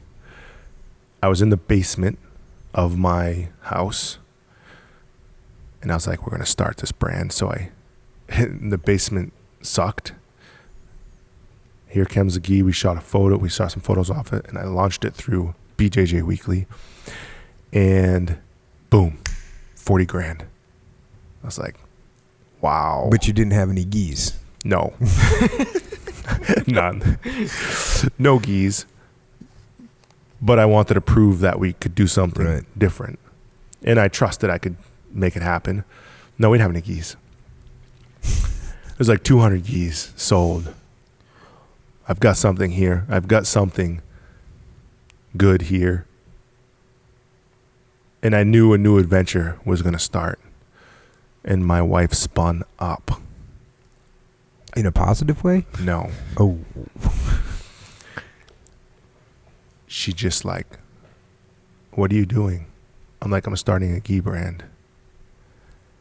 And she like got sick. Like, I don't know, she might have had an anxiety attack at first. Like, you can't do this again. You can't start another company. You know, it's like just, and I use this word lightly, being around a war hero like you. No war hero here, I promise you that. PTSD of business. Right. That's a real thing. Like she had like PTSD of business because of what we had gone through and selling everything, and the feeling you get that you keep this feeling. For me, I used it for drive. For her, she used it for, I don't ever want to feel that again. That makes me like ill. Mm-hmm. For me, it was like, I'm never going to feel that again. I'm going to make sure I never feel that again. Yeah. And I'm going to do something about it. So I did it anyways. Started a company, Origin, and that's when it began, 2011. 2011. So how do you start it? So you got one gi. You gi. Sold 40 grand worth of one gi that you didn't have. Right. What do you do next? And did you know at this point you wanted to make them in America? Had you figured that part out yet? No. I let me take that back. Or you figured you'd make them in America? I wanted to make them in America, and so I started like calling all the factories in Maine, like, hey, you guys sew stuff? Yeah, cool. Can you sew this? No. Yeah. Okay. For those people that don't know, Maine has traditionally had a lot of industry up here, manufacturing, big time, especially when we were kids. Yes. Big brands up here that build a lot. You build all kinds of stuff. Bass Shoe, 10 minutes away, sold out. Mm-hmm. Dexter Shoe, Hayden Shoe, Lou Hayden. He owned San Antonio Shoe, passed away. Mm-hmm. Man, huge companies. LL Bean, New Balance, 20 minutes away. So rich heritage in manufacturing. But apparel in Maine, a little different. We made shoes and we wove fabric and stuff like that. But apparel wasn't the norm. So what I did is we were in that basement and we're like, okay. And I just got to make this note that a lot of those companies that you're talking about that had built all this stuff here for all those years, a lot of them had left. Yeah. So that's the all critical of them, situation. Except all of them had left. LL Bean, they still make some stuff here. The rest left, gone. So New Balance still makes some stuff here too. Yeah, right? New Balance does. Yeah. Oh yeah, for sure. Yeah, New Balance is awesome. So I was like, okay, we're gonna make a belt. That's what we're gonna do. We're gonna make a belt. Jiu-jitsu belt? Yeah. Yeah. So there was this guy in Lewiston who ran this company, and I called him up. I'm like, I need some sewing machines. And he's like, okay, well, why don't you stop by? in Lewiston, Maine, one of the manufacturing hubs of Maine at one time. Walked in and he's like, what do you need? I was like, this is what I want to make. It's a belt for martial arts. He's like, okay. And I said, I just need a machine to do that. And like, I got $500 cash I can spend on it. Can you give me something to practice with? And so he sold me a machine, showed me how to thread the bobbin, showed me where it went, pull through the needle. And I'm like, okay. We filmed it, so we knew how to do it. So we're like filming him doing this. And I'm like, okay. So we took the sewing machine and then I put it in my basement next to the desk. And I'm like, yeah, a sewing machine. And my wife was just like shaking her head. Luckily, we had sold a pre-order. So we had sold $40,000 in gis that didn't exist. So she had gotten off my back a little bit. So that machinery sat there, and as we looked at trying to like make this gi, and I didn't say, oh, we're going to make a gi in America. I just said, all right, we're going to make a gi. We're going to change the gi. We're going to change the gi first. So we started the import game. Everybody else is doing it. Everybody's telling me manufacturing's dead. I did a few phone calls. Pretty much everybody's like, yeah, you can't really do that. And so I was like, okay, you know. And the whole time I'm thinking like, something's not right here that I can't do this. And I just couldn't put my finger on what it was. So I imported, in 2011 and May. We started in 2011 and into 2012. Did a few batches, did the whole, hey, limited edition batch thing. We're geese, but we promoted it with the innovations we had. It was still shit, when it comes right down to it. What the gi was? Yeah, man. It was still shit. It's still using old textiles that have existed. So do you design you said you imported one from Pakistan. Yeah. And then what'd you do? Like cut it up and redesign it or something? Or did you send the design to them and they send you the finished product? I designed like everything in Illustrator, like a tech pack. Like I want this here. I want the knee pads here. They got to fall here. The belt loops because I don't want to untie all this stuff. And then they send it. Yeah. Done. Yep. Okay. Finished. So, in Pakistan, they're like the manufacturing for martial arts. It's like the manufacturing hub in this little city called Salcott. Yeah. They're actually like almost like migrant workers. So there's a ton of factories, jiu-jitsu factories, but the workers are the same. Oh, the same guys in there. Yeah, all the same guys. They rotate or whatever. They rotate around. Oh, dang. Yeah. Hey, we got a contract over here. We're gonna make let's 500 gis. Yeah. A good bunch of guys show up there. They work for pennies and pennies. Yep. So we did the importing thing, and we started to grow rapidly. We started to make money, and at that point, my other business, I was making kind of that monthly income, and then I got kind of like a chunk of money, like $100,000. I was like, all right, cool. I can like take a deep breath and really push this thing. And so I pushed it, and we started selling more and more. Then I came out with this really cool backpack called a Mundial backpack, Mundial backpack, technical backpack, and we sold a ton of them, 1,000 of them. And then we came out with this product for grip training. We weren't patenting anything. I was like, boom, because that's what I did. Like once I got on a roll, it was like, design this. And we were just selling. And during this time, I was also competing, because I'm male. It's jiu-jitsu. Say no more. It's jiu-jitsu, and you want to test yourself against the best in the world. So I was training hard. I had ended up winning the let me digress for a sec. I had seen another company release a product for grip training that looked exactly like ours. What was the product though? Was it your grip training one? Yeah, it's called an orangahang. Oh, okay. So it's like the gi and then it's collar like a and a sleeve. Bar. Yeah, with it was cool. Yeah. It was awesome. And I was like, those bastards ripped us off. And I wasn't thinking my manufacturer or anything about it. I'm just like, man, another company ripped us off. I should have patented that, blah, blah, blah. Okay. So I was competing. I ended up going to Canada. I won the World Pro Trials. I was a brown belt at the time. Won the World Pro Trials in the black belt division because they put the divisions together as, that was in 2012. Now I think they separated them now again. But so I got to go over to Abu Dhabi and compete in the World Pro and as a brown belt in that black belt division.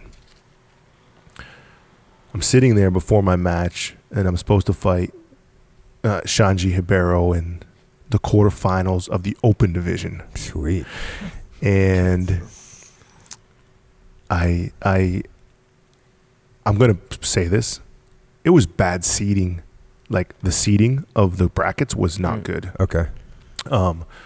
Like, I had in my bracket a guy from Brazil, a JT Torres, a Shanji, and maybe Andre Galvão. And so JT didn't want to fight. So I fought the other kid from Brazil, and he was much smaller, and I was athletic and good, and I ended up winning. And then JT just kind of like didn't want to fight. Mm-hmm. So then he coached me against Shanji. We had a war. It was good, man. I had a last couple of seconds, man. It was very close. The For problem those of you who don't know, Shanji is multiple-time world champion, phenomenal, one of the best of all time in jiu-jitsu. Yeah, big time, awesome guy too, awesome guy. So, but the seating was bad. Like Lovato wasn't in it. Like there was a couple other guys. I don't know. Just if my division could have been tougher, and I would have gotten my ass kicked a lot earlier. Okay, so, but we had a war, and it was awesome. And maybe I would have won if I had worked harder, or maybe I would have won if that girl from Poland didn't walk by me right before the match with an Origin gi on and a different logo on the back. And what was on your cut of a gi, like the gi that you designed, and you see a girl from Poland who's competing, she walks by. Yeah, it was actually the pants, it was the pants. There's a different logo on the back, but our whole thing. Your design, but different logo. Yeah. I knew it was my manufacturer, and then everything clicked. They ripped off the orangutan grip trainers. Okay. But what am I to do, because I'm locked into these guys now? So I had to strategize. So I went out and lost in the quarterfinals. Got on an airplane. Worst freaking flight of my life. Because I'm an ADHD kid and I can't be stuck in a freaking seat for 14 hours. That sucks. And on the ride back, I was talking to JT, who I'd become good friends with. And he was kind of like in a tricky position in life. He was still with his instructor in Maryland and just didn't know kind of what to do. He wasn't progressing. And he was telling me, like, man, I've got to get, like, I have to do a full workout before I can actually train with the guys, because he was so good. He just wasn't getting it, you know? And you know, the mecca of jiu-jitsu, is California. Yeah. Ultimately, I'd go so far as to say San Diego. San Diego. That's where he went. Yeah, San Diego. Yeah. That's where he went. So he was figuring his whole thing out. SoCal for sure. SoCal, yeah. Mm-hmm. He was figuring his whole thing out. And all I'm thinking about is like this problem. I'm like, man, I think I'm going to build a factory. We're on the airplane. He's looking at me like, oh, yeah, I want to build a factory. Screw this shit. This is bullshit. I said, I'm not competing anymore. I'm done. And all he wanted to do was win the world championship. So we kind of like helped each other a little bit in that plane ride back, like kind of, bouncing ideas off each other. Decompression. So I got back and I Skyped my manufacturer. And I was like, over Skype, I'm like, this is bullshit. You freaking, I didn't say that. So you fucking ripped off our intellectual property and sold it to other brands. And he said, business is business. Dang. You ever have a defining moment in your life where you just turn on and you're like, yep, done. I knew at that moment what we were going to do. Like, it was clear. It became clear. And I knew the challenge in front of me, and I knew it was insane, and I knew it couldn't be done. And I was like, it's happening. Props. I got to tell you a little bit of what happened right after. Right after that, I went out to the World Championships to compete because I had already signed up. And that was going to be my year. We were there, and there was this brand there. And I walked up, and I walked by, and I did a double take. I was like, what? And I looked to the right, and there's our Mundial technical backpack right there. But with red and their logo on it. I went up to the guy, and I was like, dude, I said, got any original ideas? And everybody there's a badass, except for this guy who doesn't do jiu-jitsu, who does nothing, right? Just some chubby dude who wants to capitalize on the success of combat sports and jiu-jitsu's growth in California. And I'm not going to name the company. And I was like, that is weak. I said, in bullshit. I said, get some original friggin' ideas. I walked down, and myself and the Deco, our business partner, and Nia, his wife, and my wife were down there. And I told my wife, in spin did she ever, she went up there and she flipped out on the guy.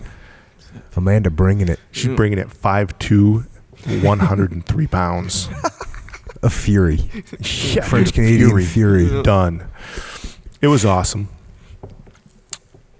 We flew back, and the picture was already clear. This was just like added motivation. Right. Just added motivation. I called one of my buddies, Tim, and John was already working for me from my last business. Mm-hmm. The Sole Survivor. Moved back to Farmington. What we did is we grabbed that tape you put around trees when you want to flag trees to cut in Maine. You got to flag the trees to cut. And I'm like, all right, John, I have 7 acres of property, which is, okay, listen, 7 acres is not a lot of property in Maine. Right. You can buy property in Maine for $500 an acre, in some places private sale. So let's just make that clear. 7 acres is not a lot. But we have 7 acres of land in the woods. And so I flagged out. I'm like, we're going to build a factory here. We just flagged it out like this. And this is based on the architectural design that your engineer put through for your factory? Yeah, right. So you're just I think a factory should be about this big. Yeah. This looks like a factory size. That's so awesome. I called a buddy, and he brought his chainsaw over, and they're just like, all right, let's just do it. And we just started cutting trees. My father-in-law came over with a chipper. We chipped it out. Okay, we stumped it. We pulled the stumps out. We're pretty resourceful up in here. And you ever heard of Yankee ingenuity, that term? Mm-hmm. For sure, that happens. So what do? We cleared it. We did a little bit of earthwork. I got on the compactor and compacted all the sand and poured a slab. Had some company saw out a bunch of eastern white pine, and had my buddy build a factory barn. And we just spent, I don't know, 8 I don't know how many hours we slept, 0 hours. Around the clock, we just built this thing from the ground up. Myself, my brother, friends, family, and we did it. We built it. Then we stuck a sewing machine in there. that sewing machine that you had for the basement? Yeah. And we're like, what are we doing? And that's where it began. And we, the thing is like, if you listen, I'm all for planning. I like to plan what's going to happen, and then I like to, like you say, execute it. I like to execute that plan, but do it. And I like to lead the plan. And I'm shitty when it comes to I'm always making sure everybody's living up to their expectations, like as part of the plan. If they bought into it, you better have fully bought into it. There's no room for like slacking. Like if I'm working till midnight, you're working till midnight, right? You're not leaving. So that's what we did. And I'm a pusher too, like a push. I like to see how much I can get out of somebody to push them to their potential and see where their breaking point is, so I can learn about the person, but also get the best out of them. So we did it. We built a factory, and that's where it started. So then comes what's next? Sewing machines? Yeah. And sewing machines. And you started looking for staff that knew how to sew. Yeah, exactly. So we didn't have any lights yet. We had one sewing machine, and we just like, okay, this is how you sew. And I found this old timer, Bill, who came down, and he's like explaining the different types. He's been in the business for 40 years fixing sewing machines. And he's just like, in his accent, he's like, you got a single needle machine and a double needle, and you've got the locking stitch and a chain stitch and, all this stuff. And I'm just like, whoa. And so I just became completely absorbed in that, right? Learning about sewing machines. I learned how to run them, how to fix them, what they were good for, the different types of feeding, everything about sewing machines. I was like, cool, I know about sewing machines. Now we need some fabric. So I started looking for fabric. Mm-hmm. Guess what? They don't make fabric in the United States. They don't make fabric that we needed in Mexico. They don't make fabric in Canada. Shit, they don't make fabric for jiu-jitsu gis. And I was like, what are we going to do? What would you do?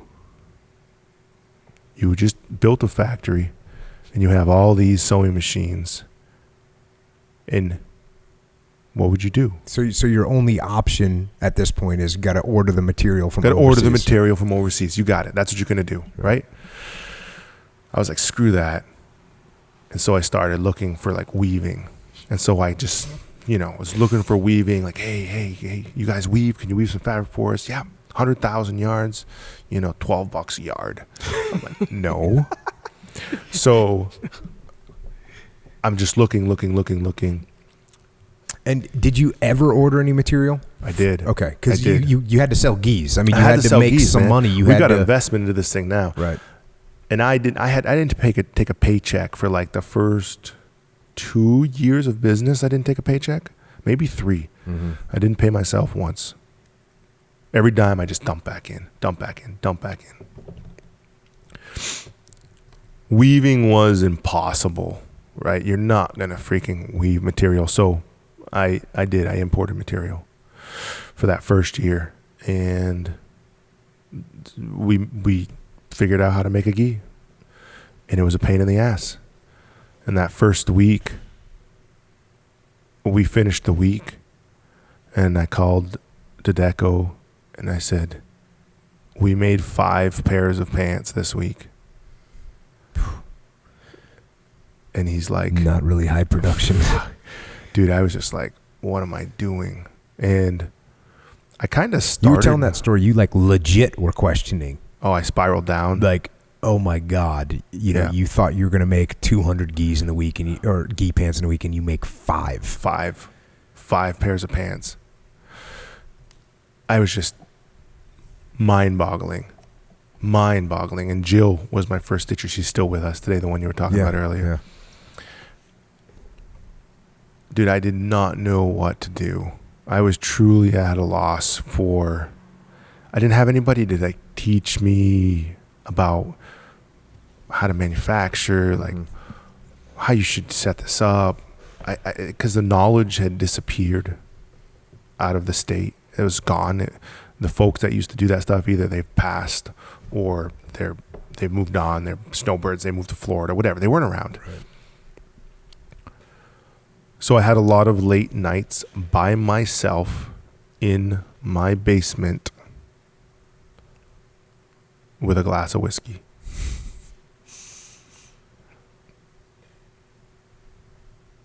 I started to have that feeling come back of that like failure feeling. And I didn't know what to do. I was like, what did I get myself into? You know, like what are you doing? Like, what am I doing?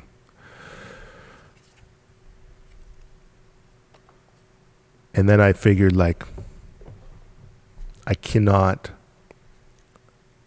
basically, like, I can't do this alone type of situation. Mm-hmm.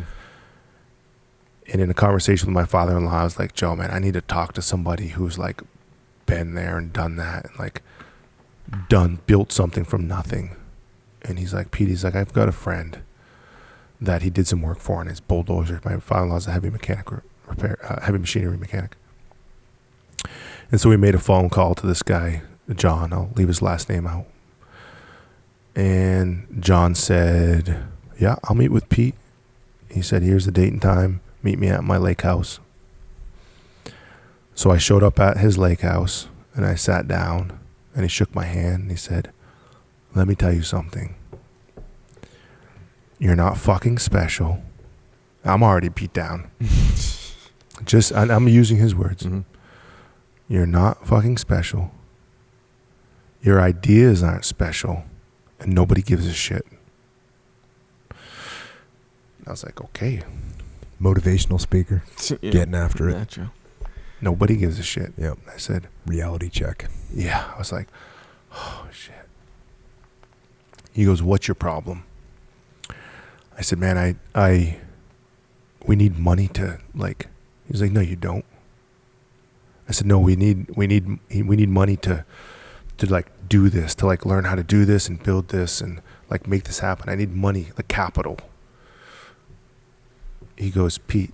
Were you in the back of your mind thinking you had good capital investor right here? He's a big guy with a lake house and maybe this guy's going to throw a few G's at you?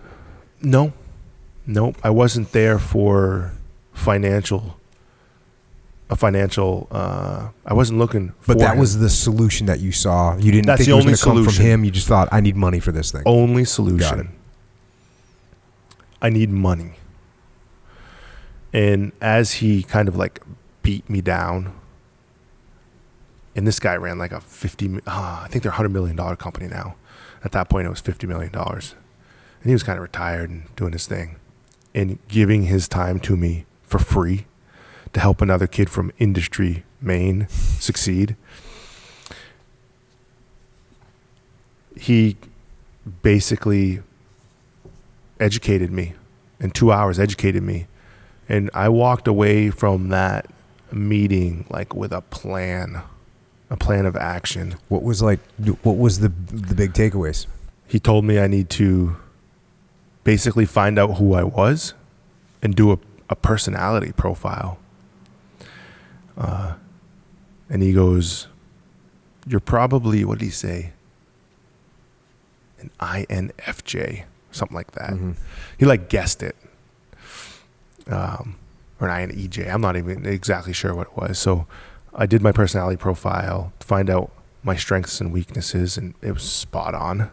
I was like, holy shit, this is kind of like crazy.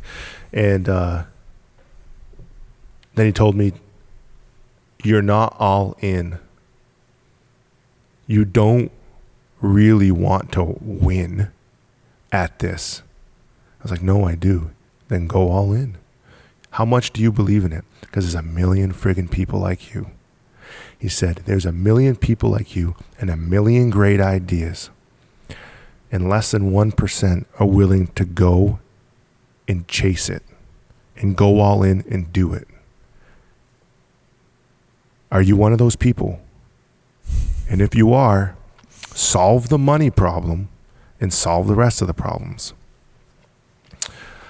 The next day I was at the bank signing my home away with my wife by my side. She was stoked.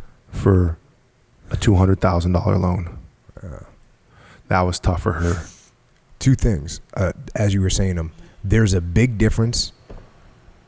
You put them together, which is, when you put them together, it makes sense. But chasing your goals, chasing your dream, and being all in It's not even the same. Not the same things. No. Now, if you're all in, and then you have to chase it. You don't even know what else to do besides chase it. Right. But I think some people, they chase it, but they're running like half speed. Yep. And I was a half speeder. Yeah. It's awesome. You got to be uncomfortable. That's basically what I took away from that. And he's the one that told me. He said, Pete, how old are you? I said, I'm 30. What's your problem? I said, we're going to get John on the podcast at some point. I'm stuck. Yeah. I said, I'm stuck. He goes, you got 3 more chances. He's like, I'm 60. You got 3 more chances. He's like, if you believe in it, and he's the one that told me everything in life, everything great takes 10 years to build. Go build it and be committed, because it's going to take 10 years to build it. But if you believe in it, you have to go all in. And if you got to put up your house, put up your house. You'll work your way out of it eventually. So that's what I did.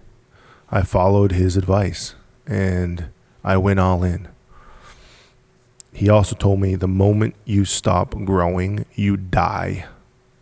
He said, if you stop growing, you will die. The moment you want to do something different than what you're doing, the moment your mind wanders to wanting to be somewhere else, your business also dies. And you need to recognize that. And that first meeting with him was it just changed my game. And when I signed my name on that loan, when I signed my home to the bank to receive that check, I was laser focused. It's like being in the woods on an early morning hunt when it's dark and the sun is coming up and the leaves go right as the sun hits the leaves, hits the trees, and you're waiting, right, for the deer, for whatever you're hunting. That's what I felt like about business. The same feeling you get from that, I felt laser focused. And it's like everything just opened up. Like my mind opened, like the synapses connected, and I was like a new entrepreneur. I was like new. And that's what I mean by like you're always born an entrepreneur. You're not born an entrepreneur. You need to get punched in the face. And John punched me right in the nose. It was awesome. So the next step is you order some material, but that's not your long-term plan. Right. And the next thing you do is you go, we got to make this material We got to make ourselves. the material. We got to make the material. I had called every used textile company in the United States, every used textile company, to try and find this machinery. We had to weave our own fabric. It wasn't a sustainable model without weaving our own fabric.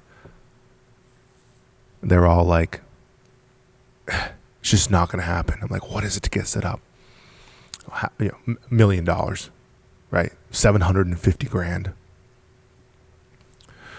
This is to buy a brand new loom. This is to buy looms. Get the operational and, experience in there. And they're going to send you from the factory after they build this loom. They'll send you a guy that's going to help you run it and get it all set up. Exactly. We just need $1 million. Yeah, exactly. It's like, it's just not going to happen. So I was like, okay. In business, it's like boxing, like it's like jiu-jitsu. It's all about the angles, and people get so stuck on like one angle. They can only see that one angle. And I just had to I had to step to the side and I had to see this angle. I knew Maine had a heritage in weaving. I knew there was weaving here at one point. And so I went back to that same old timer in Lewiston, Maine, who had sold me my first sewing machine. And I sat in his office and I said, you know where there are any looms? He's like, what do you mean? I'm like, a weaving loom? Like to weave fabric? He goes, get in my truck. I get in his truck. We drive up one street and get out, and there's this massive building. It's like, I think total square footage was like 1.5 million square feet. Good Lord. Mostly abandoned. A few businesses in the front that they've refurbished. And there's a museum there. And he walks in and he introduces me to this woman, Rachel. And he says, Rachel, this is Pete. He's looking for a loom. And she goes, well, follow me. She made me sign a release. We went up these stairs and into this old Mill 5. And the floorboards, the windows were all broken. The Sawtooth building, you know, the Sawtooth Mill buildings, the windows were all broken. The wood was all punky and like all bent up and splintered. You had like watch where you're walking. And there's this big green nasty thing sitting in the middle of the floor right there in this whole place. And we walk over to it. She's like, I need to get rid of this. And I'm like, this is a loom? And she's like, yep.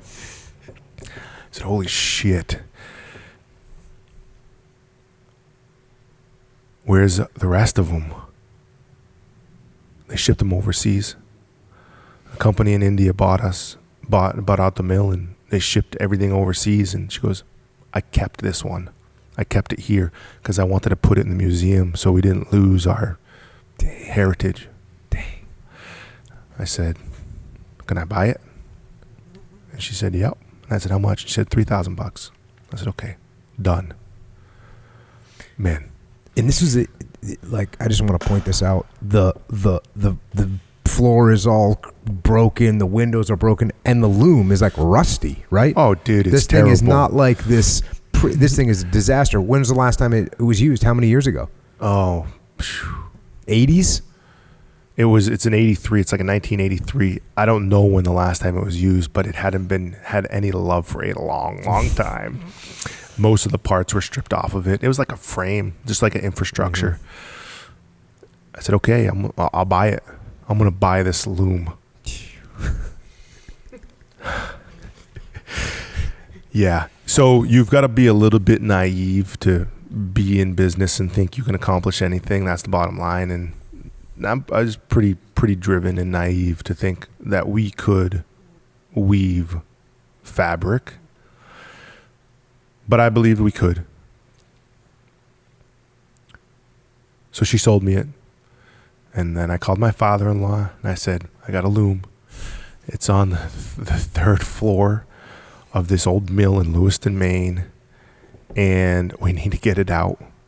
And I got a quote on moving it, and it was $25,000 to move it. And I'm like, we're going to move it. And he's like, okay. So I got a bunch of friends. We went up there, took 9 guys, 8 hours to move it from the middle of the floor to the edge of the building. Dang.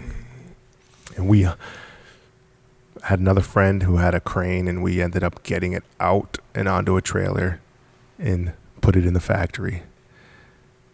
And then we were like, what are we doing, dude? And it was awesome. It was awesome. So that's where it started. I always believe, like, if it was done, it can be done. Like, if in Maine we have this thing, like, Maine at one point was 90% fields. How did it become 90% fields, 100 years ago? Hands and daylight, right? How were these mill buildings built? Hands and daylight. That's it. These people, they got after it. Mm-hmm. I mean, why? Because if you don't, you die. That's it. You're going to die. So you've got to farm. You've got to know how to build a house. You got to know how to start a fire. Like, that culture of New England is still rich. It's still passed down. We burn wood. Everybody burns wood. We build our own shit, houses, everything. That's what we do. Why is everybody saying we can't manufacture, we can't weave, we can't cut and sew? That's bullshit. If they did it, we can do it, because they did it with a lot less. I found a guy, Lenny, when that mill shut down, he had a contract to go over to Pakistan, of all places, to teach them how to run the looms that were purchased. And a month later, it was 9/11, and he didn't go, and he stayed here. Thank God, because he's the last.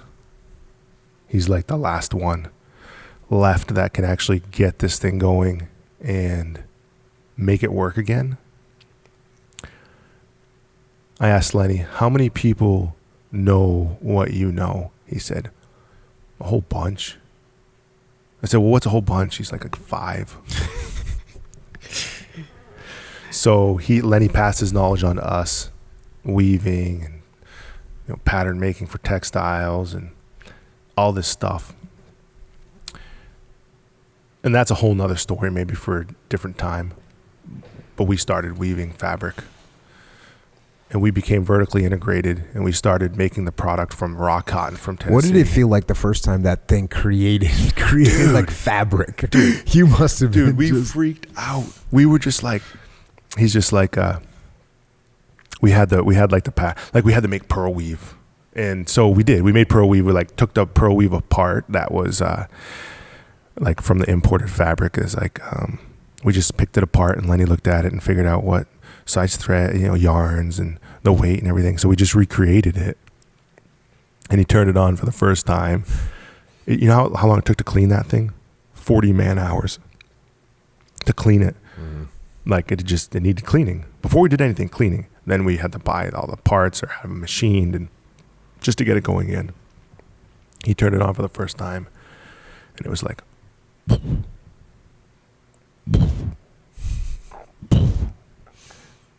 and I looked at John, my employee John, and Lenny, and I said, holy shit. And then, and there it comes. And it's just, and there's the pearl weave coming off the loom. Man, it was so exciting. I was like, nobody's ever done this. Nobody's ever done this. And I was super proud. I was like, we're freaking doing it. We are doing it. And then we announced it to the world. We thought. We still got a lot of work to do. But then we announced it to the jiu-jitsu world.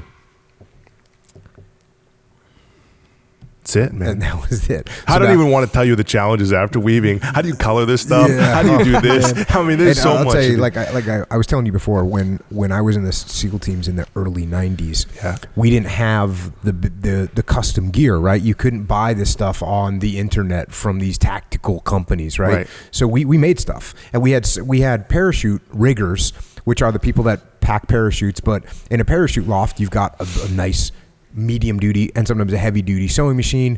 And so we would make our own gear, and us guys, like, we would kind of get into it a little bit. And I had a lot of SEALs would have their own sewing machines, and you'd make gear, and some people would be good at it, some people get really good at it, and I was not one of those people. And because there's these little threads, and you got to get these things working right. You put it through the thimble and through the whatever. It's all this stuff. It's all this stuff. Yeah. And every time I'd like start sewing, it would just fall apart, bird's nest, and just mayhem. And when I see like the loom, with, it looks like stress you out, 1 billion threads coming through these little things. And they're flowing through, and then you look on the other side, and all that craziness. There's like these hundreds of thousands. It looks like little pins that are moving and things that are pulling apart. That's crazy. And then it comes out the other side, and you see this pattern. Yeah. And it makes me. It actually does stress me out. I see it. I go, man, I can't be in here for too long because I'm freaking out just thinking if I get too close to these things, my presence will cause disturbances in the force, and things will go wrong. I'm not allowed to be in there for very long because I've got an issue, a subliminal issue with threads.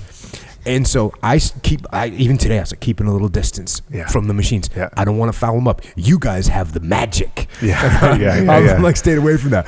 But to see that and to even imagine it, like, again, as a novice person working with a sewing machine as a young kid, how hard it was for me to do it. And then like I was watching Jill the other, wham, wham, wham, just hammering. It's like such a good craft, such a good skill to have. And just to see the loom and all those different parts, you're saying to yourself, well, for one thing, like good luck. Like somebody wants to do what we're doing. Oh, go. Yeah. Do it. Yeah, have fun with that one. Not happening. Not happening. But by the way, we bought the last loom in the U.S. so you're screwed from the you're go. Screwed. Yeah, absolutely.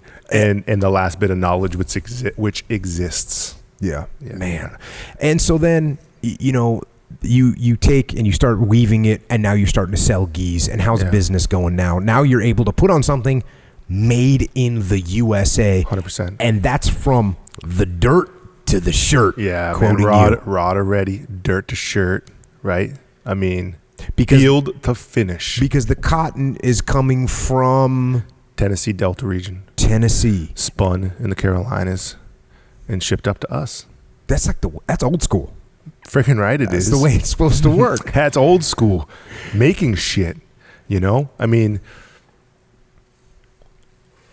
I talked today a little bit at our grand opening about like Mainers,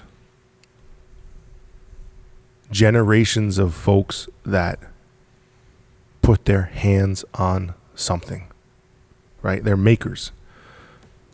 They need to make something, and they're trying to cross-train these people to type on a computer, do mundane office type of tasks, filing papers, answering the phone in call centers.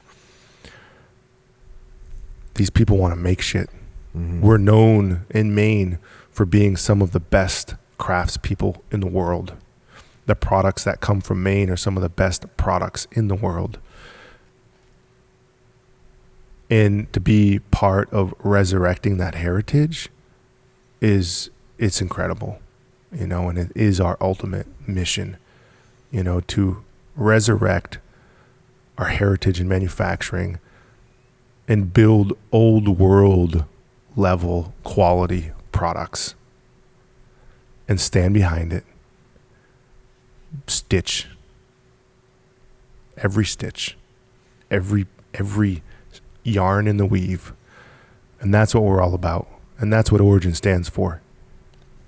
With a little bit more modern look and feel.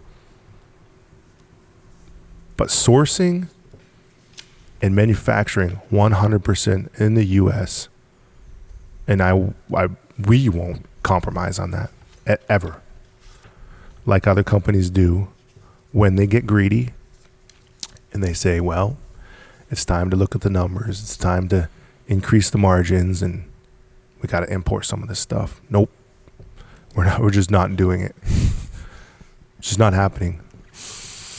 I was at Bath Iron Works for the christening of the USS Michael Monsoor, obviously named after Michael Monsoor. And it was awesome for me. I enlisted in the Navy from down in Portland, and to come back 26 years later and see what you're talking about, what I knew existed in New England, in Maine, and seeing the pride that these, shipbuilders, the iron workers, the pride that they took in that ship named after a saint of a human being. And, that's one of the things that I tied to Origin, because I knew what you were doing up here. Yeah. And, to kind of get to how we ended up joining forces, it's funny because, you were just some guy, some crazy guy up in Maine, in my opinion, that I'd seen a couple of your videos, and I see a dude, you have the video that shows you pulling this freaking loom out of this factory. And I'm just thinking to myself, this guy is insane, and I think I like him.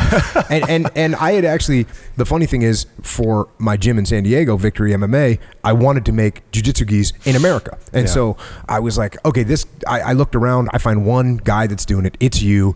We like 3 or 4 years ago, we went back and forth on email, And, nothing ever came of it because I was busy, you were busy, and just nothing happened. But I always just remembered, hey, you know what? This guy up in Maine, he's doing it the right way.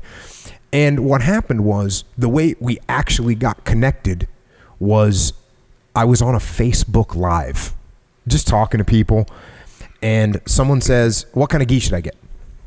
And I just rattled off. I go, hey man, if you need a gi, you're starting jiu-jitsu or you're good at jiu-jitsu or you just want a good gi, I go, get a gi from Origin. OriginMaine.com. I go, get a gi from there. I go, this crazy guy up there, he fixed a loom. I can't say it without laughing because it's so crazy. I'm like, he took a loom out of a broken factory and he refurbished that thing with his team, and they built, they're doing it. They're building it. So if you need a gi, I said, I'd try and talk to this guy because I had reached out to you a couple times through various, even since the time I asked for gis, right. I'd sent you an email or something. And I said, I'm trying to talk to him. If anybody knows this guy, his name is Pete. I go, tell him I said, what's up? And this awesome woman that listens to the podcast, her name is Sarah Armstrong, and she's super squared away, professional with a big company. And she had communicated me with the various things over the past year that I've been doing the podcast and whatnot. And she said, oh, I'll take that for action. And she contacted you. She called me. And so what'd she say? She just said, she's like, have you heard of this guy, Jocko Willink? And dude, I'm sorry. I had my head up my ass for the last 5 years trying to build this factory. No factor. And I was like, you're like, who? No. And then so, what do? I dig. I'm like, holy shit. I'm like, this guy is making some waves. This is awesome. And so I did a little recon. Yeah. And then I reached out to you after that. And what's awesome is, like, I had no idea what we were going to do. Yeah. We went back and forth a couple times on email, and then finally you're like, hey man, let's just go to Skype, right? Let's do Skype. Because I'd said, hey, do you want to do something? You're like, I want to do something. What do you want to do? I'm like, well, let's figure it out. Send me an email about this. You're like, how about we do a Skype call? So I have my meetings like scheduled, and I'm working all day. Sure. And I blocked 2 hours. I'm like, you know what? This is probably going to take a while to get this conversation going. I'll block 2 hours where we're just going to get on Skype and make this happen. We'll figure out what we can do. So we end up talking on Skype for 4 hours. Talking, laughing, yelling, laughing more. After I got off, my wife goes, it sounded like you were talking to you. That's not good. She was a little scared. And it was just, it was awesome. For me, it was, the things that I believe in as an American, as a person, as a New Englander. It was like you had the thing that I didn't have, right? Like, for instance, we're making things, we're building things, but we don't have vertical integration. We weren't doing it the way I want to get it done. Mm-hmm. And so, I'm saying, hey, like, let's join forces. Yeah, absolutely. And from my perspective, of course, I was like, this dude is for real. I was like, I would have told my wife, I was like, man, this guy, he's on another level. And we had been like looking for somebody. I remember talking with the Deco, and it's like in jiu-jitsu, it's like you've got all these world champs, and then you have like the flavor of the month guys with like the fancy jiu-jitsu stuff, and it just was never part of our plan to sponsor jiu-jitsu world champions, right? Because what we were trying to build is like much bigger than that. It's like, man, we've been talking for like a year, like we need to find somebody or partner somebody with somebody that like represents Origin through and through in multiple ways. This isn't possible. We will not find this person. It's not possible. And then we talk. We were talking earlier today, and this was classic because I didn't remember this. So for those of you that know anything about negotiation, whether you're negotiating a car purchase or whatever, one of the tactics of negotiation is you don't give a number first. So if Echo wants to buy these sunglasses, he says, how much are these? I don't say they're $10, because what if he was willing to pay 20? Right. So if he says, how much are these? I go, well, what are you willing to pay for them? And then he should say, well, I don't know, what are they worth to you? And so Pete and I had the textbook. Dude, it was more than that though, because it was the strategies is like, what do you got to do? Well, you've got to devalue or show value. So going back and forth. Well, yeah, but it's like back and forth, battle. Yeah. And then I caved. And then we were trying to figure out the value of whatever, of something, and I'm like, well, just give. I mean, what if you had to? What would you say a number would be for that? And he gives me X, and I didn't remember doing this, but he told me that, and then I remembered. So he says, the value's probably X, and I went, you're weak. Yeah. He just spoke, and we both started laughing hysterically because we've been playing the game for so long, and it was like, actually, that is what. Like I think both of us realized, like, we were just let's just get it, let's do this. Yeah. But actually, I'm busy, you're busy. Yeah. And so we both definitely got along. Yeah.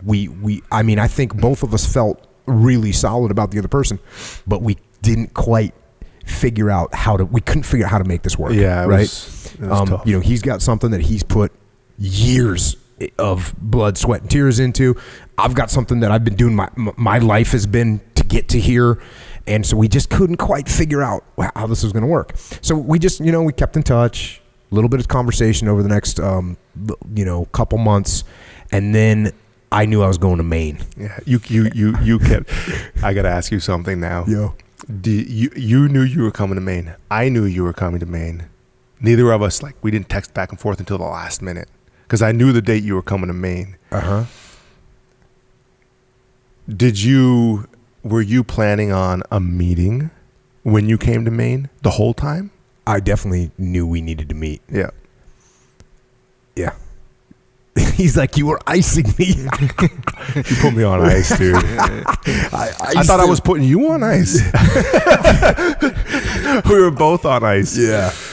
So that was like the meeting. Awesome. We met up in Portland. We had dinner. We actually both brought our wives, and my wife is always too busy to do anything business wise with me, so she was super stoked to even be around and meet Amanda and everything. And we sat there. Our wives don't even know what they were doing, because you and I were just getting after it. We were in the zone. And at the end of the night, we figured out, and we shook hands, and I knew right there we were good. We crafted a deal that was awesome. Yep. It was awesome for both of us. It was awesome for everything that both of us want to achieve, and it turned into not even both of us. It just turned into us. Exactly. And that was awesome. And I think one of the best lessons learned from you was just an incredible opportunity. That's how I see opportunity in crafting a deal, is making sure that you're both getting what you want and you're both a little bit uncomfortable, so that you continue to feel a little bit of the struggle to make sure you can take it over the goal line, right? You're too comfortable, you become complacent, bite off a little more than you can chew, and you're going to be chewing for much longer.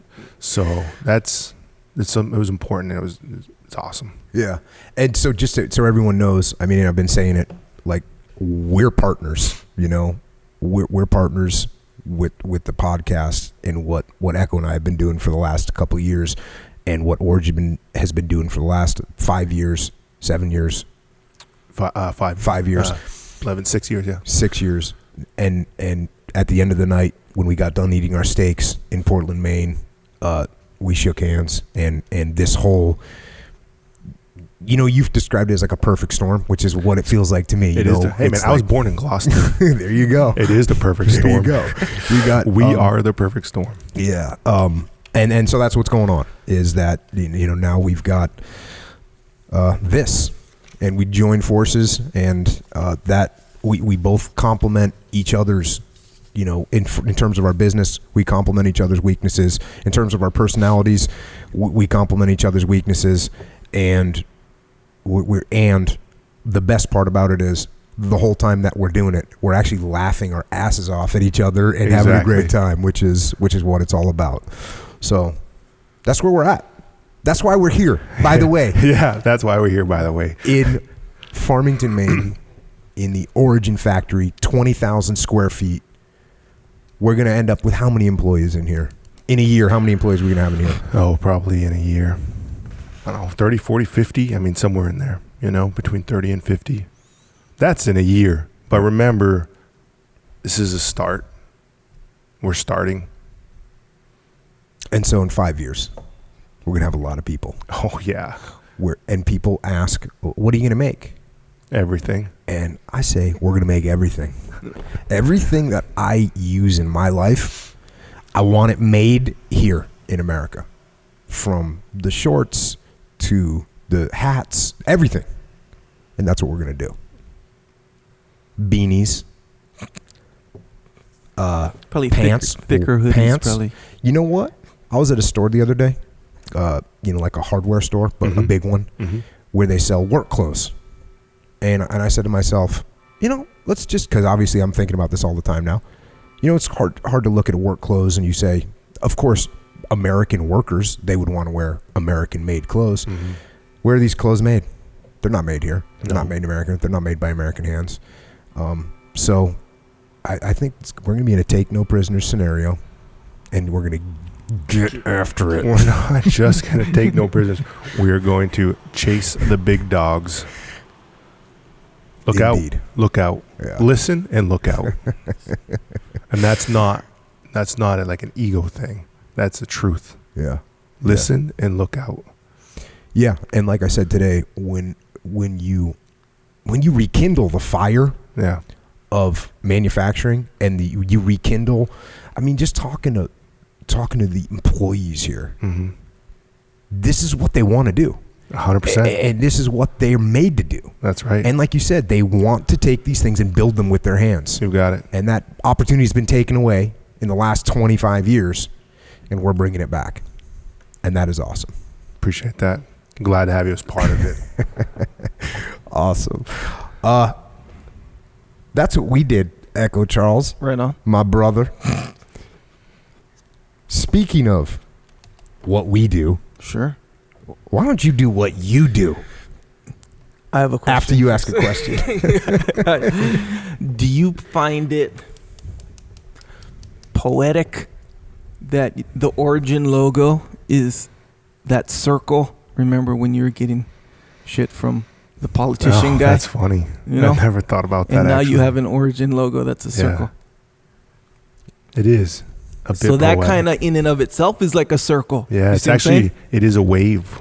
It's Yeah. it's actually like a rip curl wave. Is that what that logo? It's the flow, the jiu-jitsu flow, the surf flow, the snowboard. It's a wave is what that is. And it's So breaking. Symbolic Yep. is what I'd call it. I was going to say ironic, but that's not ironic, No, right? symbolic. No, symbolic. We'll go with symbolic. So yeah.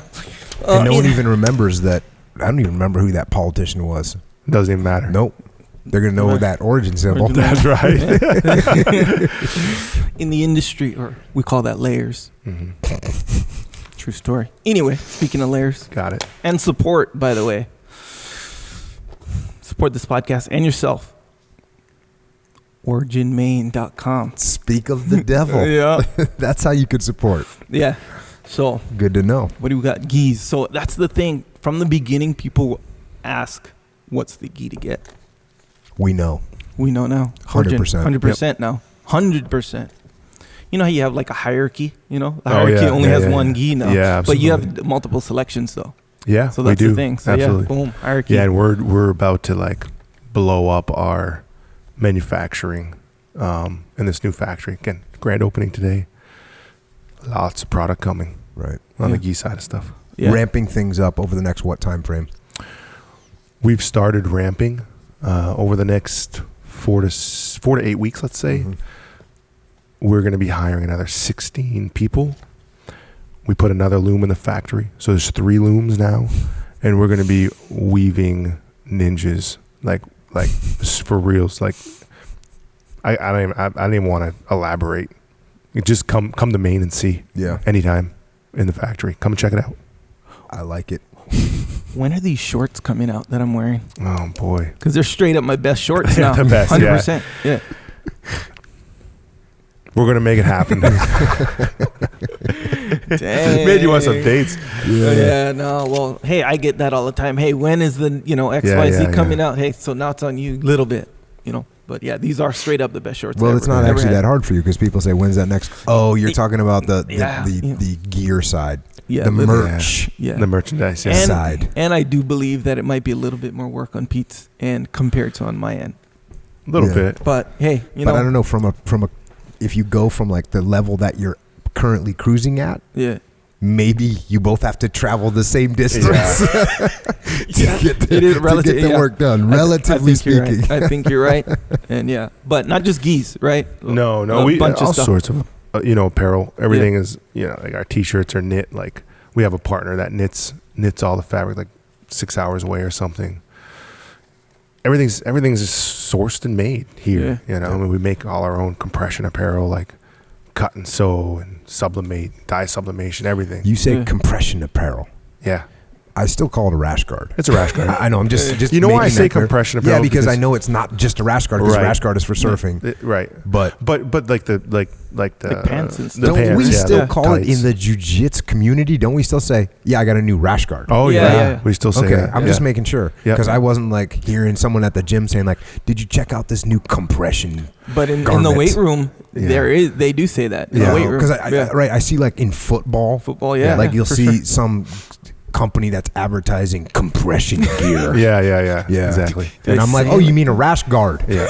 Try But your it's marketing not. It's ploy you- on me. You got to remember, like every textile is different than what you're used to. Like the warp wick we use, our textile for the rash guard or tights or whatever else, is different. And You just called them tights. I did because spats. I have no idea what a spat Because is. no, I'm I was just sorry. gonna say, out in California, it's definitely called spats. Spats. Yeah, Why? spats. 1000%. And I don't even know where that word No. comes from. Bro, I knew spats is when you tape your ankles. It's a spat with your around the shoe. cleat. Yeah, you yeah. Spat Oh. you spat Yeah. your leg. But why do they even call that I spat? bet you. Wait, did the spats go down your leg like And tights around and your then foot? around your foot? It was just tape over. You know Oh, how you it's just tape your tape. ankles, but instead of your ankles under your socks Yeah, or whatever, yeah, yeah. you tape over everything, over your shoe, over everything. It was Huh. more- which Did- trainers stopped doing because. So why don't we call them compression I pants? thought it looked cool. Yeah, Because I'm compression gonna be, pants. earlier we got kind of like wrapped around or we got sidetracked about me being sensitive about something or not being sensitive. Sure. Tights. You're not down for tights. As a dude, yeah, right? Don't wear We're tights. not wearing tights. Yeah. Not Yeah. happening. Compression Spats. pants. Yeah, Compression pants. That sounds Yeah. good. to me. Compression shirt. See, there you go. Compression shirt, compression, and rash pants, rash guard pants. That doesn't make sense either, Yeah. does it? Even though they do prevent rashes. Just if as you much surf. as, yeah. Yeah. Or do jiu-jitsu, Matt Byrne. On your Okay. knees. You know why a lot of people wear compression pants and compression shirts in jiu-jitsu? The look. Prevention of the diseases, Oh, yeah. the funk, Yeah. Yeah. right? They don't want the hinghorn, That's right? right. They don't want that. The They don't want hinghorn. ringworm. They don't want, whatever, Various- MRSA. Yeah. And so people wear that. And, I the people that I know that wear it, they seem to believe in it. Oh, Like, yeah. Just the level of, it's not like what's the sun protection rating? SPF, like 50 or yeah. or whatever. So UV. UPF, right? UPF 50. There's no anti-ringworm percentage rating, right? Right. It's There's just no- a general but- antimicrobial Right.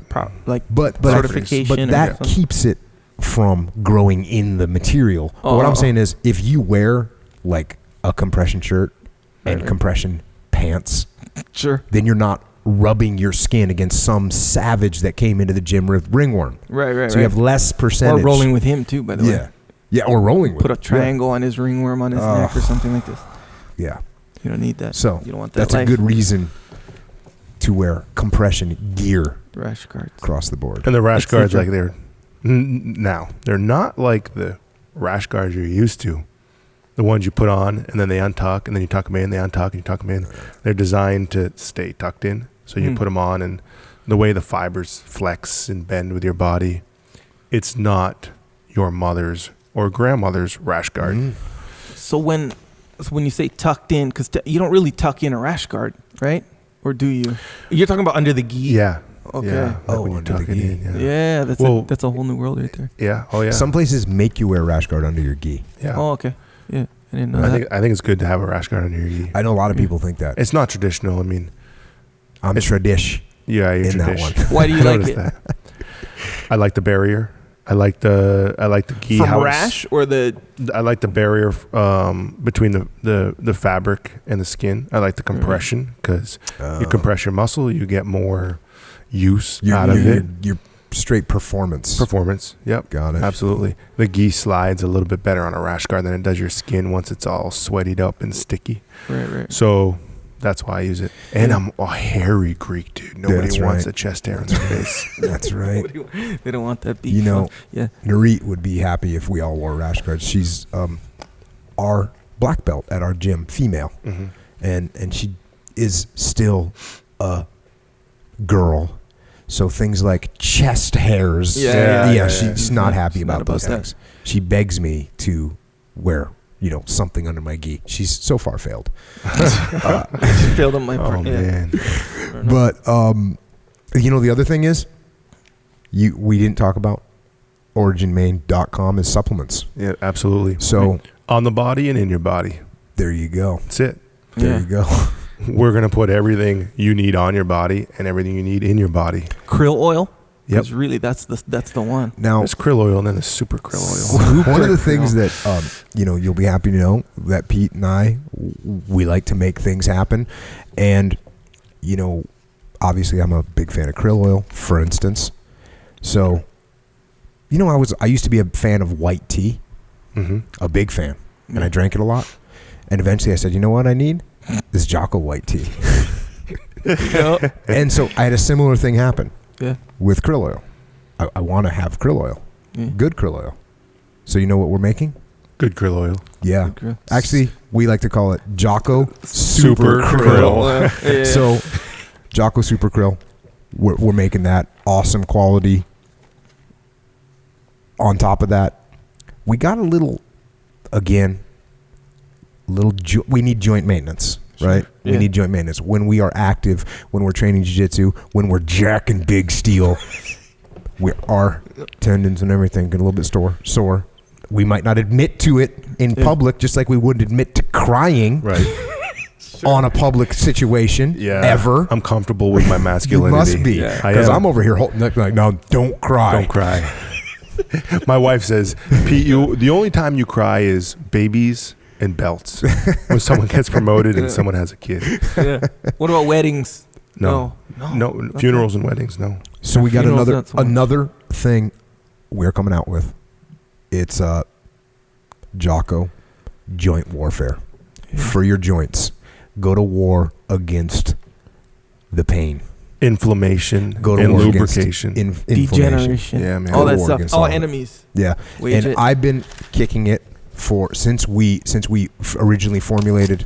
Yep. And I got the samples. I went on it hardcore, and it's legit, legit Well, across the board. That's the one. About that, I have like bad back from sports and stuff. Herniated disc, bulging disc, didn't get surgery, severe arthritis. I can train 7 days a week if I wanted to. As a matter of fact, we have our immersion camp this week. Train every day. Get some. Every day. That's it. Joint warfare. Yep. Keeping it real. Yep. So that stuff, it's being manufactured. I've been on the samples for a month and a half, and now it's been being manufactured in America. Check. And Very close by. right. By a partner. Right. And so it's going to be on the website now. Pre-order it. And that way we can kind of get a feel for how much, because we've got a bunch coming. Mm-hmm. We need to figure out how much of a bunch that actually means. Yeah. So kind of like with Jocko White Tea, I didn't do that. I just said, oh, there's Jocko White Tea for sale. It was gone. Yeah. You're like, And then I ordered shit. some more, and then that was gone, and people were really getting angry because when you have Jocko White Tea, and then you don't have it, all of a sudden things start going sideways. You know? Yeah. Absolutely. So Bad deal. you got to get that back straight out. So anyways, you can check those things out. OriginMain.com. They'll be there. Joint warfare. You like that, don't you? I do. Yeah. It's good. There's Super a cool stuff, layer too. on there Yeah. that's deep. Deep layers. Oh Yeah, it's very deep. Layers everywhere. The one person that's going to get this layer is Dean Lister. Yep. Yep.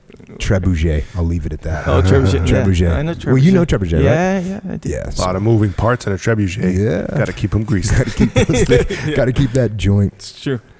Also, speaking of jacking steel, kettlebells. So when we came here, we're in Maine right now. If people haven't gathered that already, up in camp, no, like big weight room, kinda. Yeah. There's a little fitness center there. Yeah. First night we get here, one guy's like, "Hey, I brought my On It kettlebell." Oh, Yeah, who was 72. Yeah. Who was John. it? John, yes. Yeah, it was John. Yeah, that? Nice. Yeah. On It kettlebell, the Gorilla, the ones I just ordered, by the way. Legit. They're shipped. They're on the way. Tracking. Anyway, yeah, that's the good ones. You do kettlebells? I don't. You stopped lifting though. Oh, that's right. I stopped lifting. Too massive. Oh, kettlebells? Too massive. And I'm going to bring this up because we talked that's about the this truth. pre-recording. Yeah. So you weigh 253 right now, as we talked about. You used to weigh 285. And I asked this question, and this is a good question that everybody should kind of hear the answer to. Could the 250-pound Yeah. Pete beat the 285-pound Pete in a grappling match? And your answer was 100%. the smaller guy wins. Yes. Why is that? I mean, lots of reasons. You're more flexible, better positioning, better escapes because there's less mass, burning less oxygen because you have less muscle mass. And for me, I would wear the 285 version of myself out. Right. So I stopped. Man, I love lifting weights. But for me, jiu-jitsu fulfills the void because it is resistance. Yeah. You're always working. I never feel out of shape. Yeah. Well, unless I have too many whoopie pies. But Do you do anything to work out besides jiu-jitsu? no, Do you run? Do you sprint? no. Dang. Just I pure do jiu-jitsu. jiu-jitsu. I do.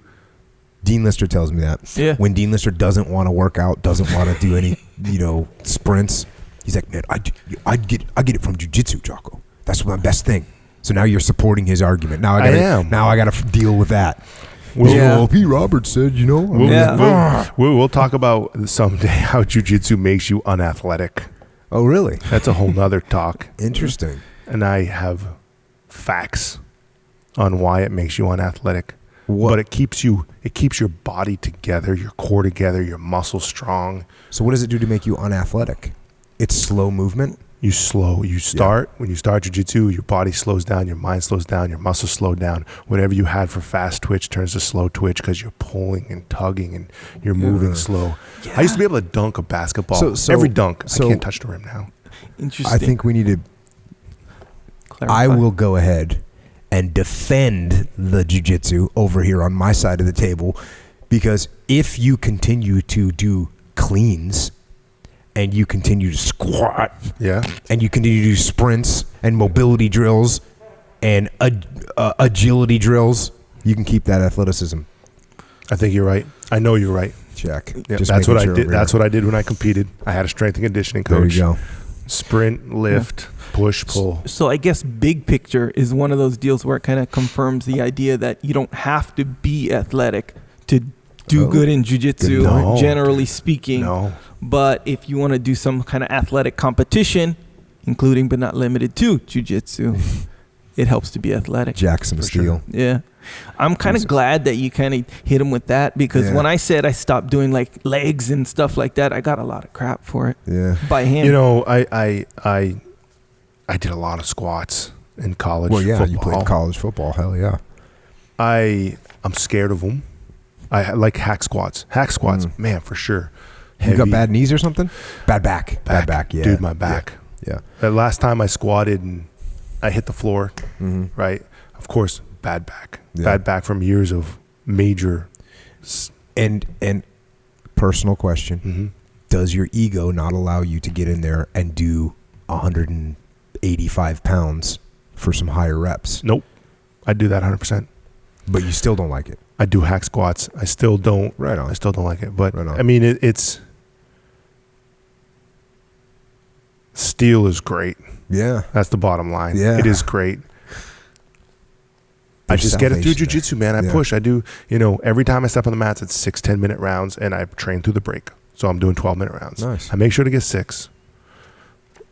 Yeah. And I get it. As things free up, and my son wants to lift as he started this summer, yeah. I'll get in with him, Yeah. and we'll press some iron. Yeah. Yeah. Yeah. That And sounded pretty fired up, pretty didn't solid. Yeah, We'll look, go he in wants to there, go lift right press now. some Look at iron. him. We'll You want to press go some lift iron. right now. it? Press some iron. But kettlebells don't get you that big. I mean, I'm sure under certain circumstances Yeah. they will, but But they do That's a get good you one. athletic. I think Actually. so. Yeah. Yeah, I'm because sure. you're or like a what- hang clean. You Yeah. like hang clean them, right? Yeah. It's a- the Yeah, jump there's and snap. And the other There's a big snap. thing is when you, like for a kettlebell snatch, it's a swinging motion. And when it Right. gets to the top, you have to stop it. right. Because otherwise you're going to rip your shoulder out. So you have to use all this, whatever that kind of muscle, what is it? Echocentric or something? What is it? Concentric? Whatever you got to do Yeah. to stop it at the top. Yeah. You got to stop it. So it's using all these muscles Yeah. to make that thing happen. That's cool. Yeah. I mean, Yeah. yeah. I'm going to do it. Yeah, it's cool. I'm It gonna can try. get I wanna fun. do it. Might as It'll well. get fun. Yeah. Like when you start getting like the balance and then Yeah. it's like there's some momentum. You got to create momentum. Then you got to balance the momentum. It's like all this stuff. It Remember gets fun. College, they said the true test of how strong somebody is a hang clean. Yeah. They said you could bench a lot, you could squat a lot. Yeah, Hang there's a clean? lot of people. Yeah. That you What could, do you there's think? a lot of things that you could say that. Like for That's- instance, that's what you know I'm what's a good saying. one? Overhead squat. Oh, there you go. Like Upper body, overhead lower squat body, is- back, core. If Yeah. you got a guy that can Yeah. do massive, big weight or medium weight high reps overhead squat, that's legit too. Yeah, but on a Yeah. hang clean, you got to use your speed also. It's speed. Yeah, and it's like it's a explosive. whole Yeah. explosive. So you could Yeah. just go straight to the snatch, right? Yeah, Right. right. But then again, the snatch, you need the balance at the top. That's coordination. Yeah. Then Yeah. you Well, need, yeah. all these other things. So- And it depends on what you mean by strong, too. So, Right. you know how, like, I guess, Mm-hmm. in certain circles, they call strength power. And strength and power Yep. are two different things. And it's Yeah. like, okay, so what are you talking about? So I dig it, and I agree, Yeah. actually. But, This is also 20 years ago. yeah, exactly right. No, Even another point to consider. I yeah. think that's a really Things good have changed. metric. Yeah, I think yeah, that- agree. You said hang clean, right? Hang clean. Yeah, Knees I think that's a to real shoulders. good metric. Yeah. A solid metric. Yeah. For Agree. sure. Deadlift, another solid metric, by the way. Yeah, Deadlift. but Yeah, you guys deadlift. raw strength. That's right? what. Yeah. Because remember back like when you're a kid or maybe old school kind of philosophy. It's like, hey, you get the old timer and he's like, how strong are you? And you're like, real strong. We're so okay, pick that up. You know what I mean? Mhm. Okay, you can't pick it up. You're weak. You can. Yeah. You're strong. And he comes and picks Deadlift. it up. Yeah. Old and man then strength. and then the step 2 is pick it up over your head. Yeah. You guys So- deadlift. You deadlift. Yeah. Wow. Yeah. I You don't. deadlift? No. Just kidding. Yeah. Oh, deadlift. dude, Sometimes. let's not do this Sometimes. again. Anyway. You guys do deadlift. Oh, yeah. Yeah. It's good. Yeah. Yeah. Deadlift. Don't get too nuts with that though. Who was No, it? I I was don't. just talking to somebody. They were like, Squats and deadlifts. Mm. it was Ed.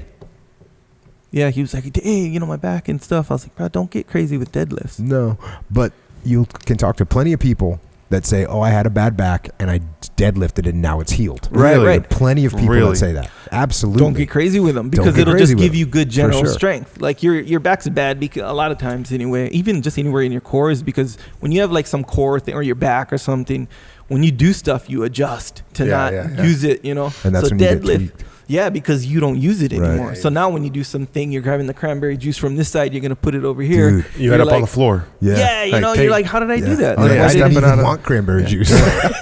That's That's the sugar. worst. That's sugar in a bottle, bro. That's the You worst, shouldn't be. you know? That's your body's way of telling you don't want that Well, cranberry right, juice. right, son. exactly. Yeah, hey man, I dig it. Maybe you're grabbing it from here, putting it in the trash can Okay, or something good like job. this. We like that. Yeah, Good I'm just recovery. saying that's why though. So you go deadlift, not heavy, not crazy, just like your body's like any lifting. It's like your body just getting used to it. So boom, you're used to picking stuff up. I'm Now gonna try it. do it. I like it. Try the kettlebells too. And if you want the cool ones, and when I say cool, it's like you look at them and they're cool, Yeah. like irrefutably cool on it. That's the ones, the gorilla one. They got Actually, don't the- do the gorilla ones the first. animals on Do the chimp one first. Yeah. They're like Is it- What does Isn't it say chimp- about me that isn't I'm it- straight to zombies? You're just super strong. Wait, No, which the zombie? zombies There's have a the bunch? same categories. Yeah, yeah, And I yeah. forget what they're all called. But like zombie when I mouse. look at the legend versus the gorilla Yeah. ones or the primate ones Yeah. to the zombies. Yeah, I yeah. wanted the ones that look crazy and evil. Yeah, I guess that's no big That makes surprise. All right, sense. I answered my question. Yeah, I think we all here collectively know why you want the zombies. Technically, Check. it's so, but that brings up a good point, in my opinion. All the different categories. Primal bells, That's the chimp, the all the things. Different zombies, all zombies, legends, werewolf, Cyclops, like all the legends. So boom, pick your category, but that's the cool ones. I recommend. What else? Check them out. Hey man, jump ropes, all kinds. Actually, it's kind of good. You go in there, and they have all kinds of workout stuff. Like stuff. You know how, Brad? You know how when you get into a workout, maybe not you. You're not like this, but like I got into the kettlebells and it became fun. Mm-hmm. You know how like if something becomes fun for me, I stop doing it and do something that sucks more. Well, dang, this is it's more boring, more psychologically challenging. Jiu-jitsu. But they got all kind. They have like the maces and all the workout stuff or whatever. Anyway, that's a good one. Onnit.com/Jocko. Check out that stuff and man, get after it. Even if you're getting bored, man, you got some interesting stuff to work out with. Highly recommend. Awesome. Also, if you like these books, Pete didn't write a book. Wait, have you written a book before?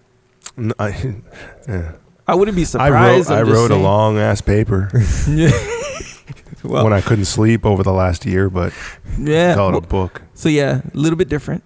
But anyway, a lot of times Jocko will review books on this podcast. People like to get them. If you're one of those people out there, go to the website, JockoPodcast.com, section, books from the podcast. Click through there to get the books. That's a good way to support. It takes you to Amazon. Or if you're doing any other shopping, do it through there. Big support, small action, big reaction. Nice. Also, subscribe to the podcast. Google Play. We still feel the need to say that. Yeah. Because what? Some people aren't subscribed? In the event, I guess it's just our guess, my guess. There's probably hypothesis. Speaking as my hypothesis, what I'm saying. There's probably a marginal group who's like, hey, who's Jocko? I heard him on Joe Rogan. Or I don't know, I seen him on whatever. Be like, oh, I'm going to listen to the podcast. And it's like, okay, cool. Let me listen to another one. Okay, cool. Maybe I'm not down. He's kind of weird. Or just whatever. maybe they don't understand. Like, oh, I can subscribe to this? Like I can just it'll tell me when it's coming? Right. Because a lot of people don't listen to podcasts. I got a question for you about that. Have you thought about, because this is number 90. Yes. Have you thought about breaking the podcasts into categories to speak to your audience, because you cover such a broad audience? When you say breaking them, you mean just another section, like cutting them up? No, the full podcast, but like where you're covering books, where you're talking about business, where you're interviewing somebody, breaking them up that way. Yeah, they are technically they're broken up. It's not linear, right? Yeah. You don't have to listen from one right up to 90. I recommend when someone says, "Hey, I just heard your podcast. I just listened to that podcast you just put out. I want to listen to the rest of them. Should I go backwards? Should I go forwards?" Right. And I tell people start at one.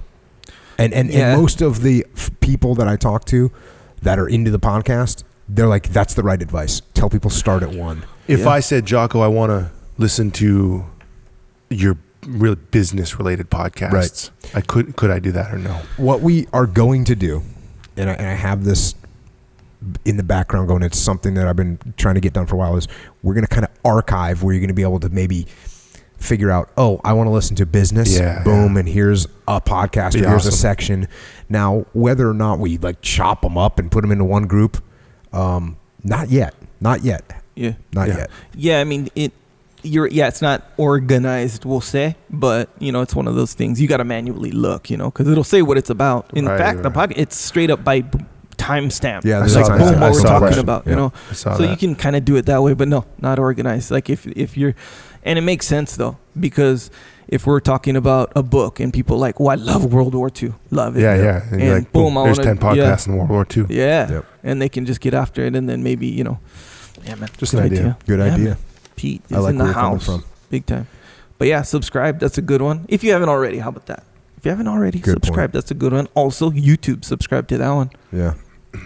That one's a little bit more like makes sense to be like, hey, subscribe to YouTube. And the big thing that you might not know is if you're not subscribed to YouTube, there could be things that are not in the podcast. Yeah. So let's say you like the podcast, you're listening to it, and you go, yeah, well, I've heard all the podcasts, I don't need to get YouTube. You're wrong. Yeah. Because there could be things released into the YouTube that have not been released. I didn't know that. For instance, deleted scenes. Deleted scenes. Which is us Deleted talking scenes. off the record about things like people that have certain, what? issues. What kind of issues, bro? What kind of issues? Nothing, bro.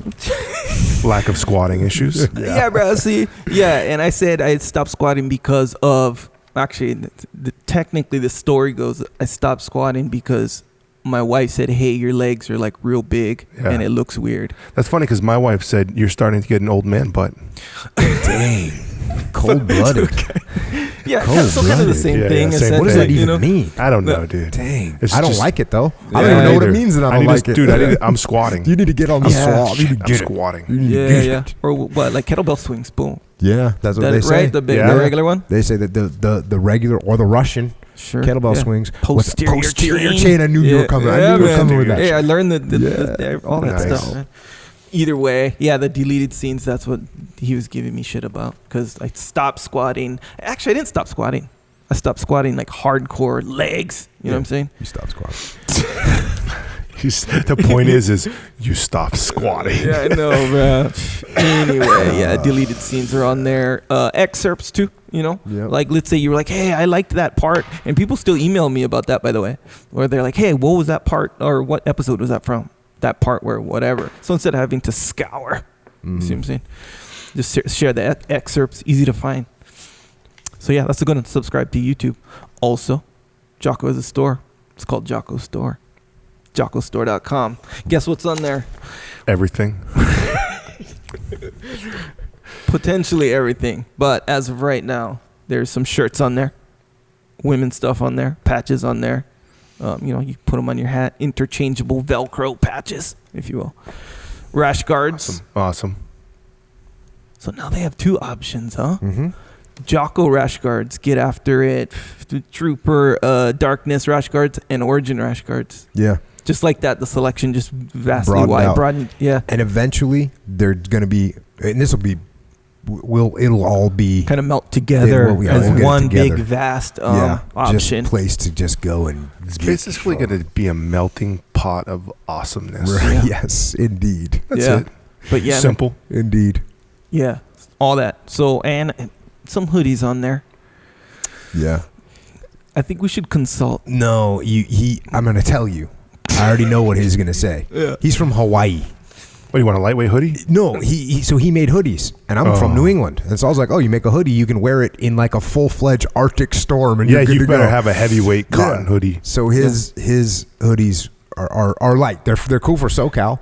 Yeah, They're good for Hawaii if you even have hoodies in Hawaii. They're like a fall hoodie, I guess. And even that's like my guess. I don't know. That's why I'm saying we should consult. I mean, his is like his consultation things. When I consult him, like, hey, it's like mixed in with a scolding. So I get the scolding first, then Gotcha. the info, like maybe. Oh, man, so dude, that hurts, dude. I want to make a really, really badass flat locked hoodie. Let's do it. What is a flat Wait, lock? What does that wait mean? a second. Flat seamed hoodie. How could we possibly do that? Where are we going to get someone that knows how to make flat locked, awesome, badass hoodies?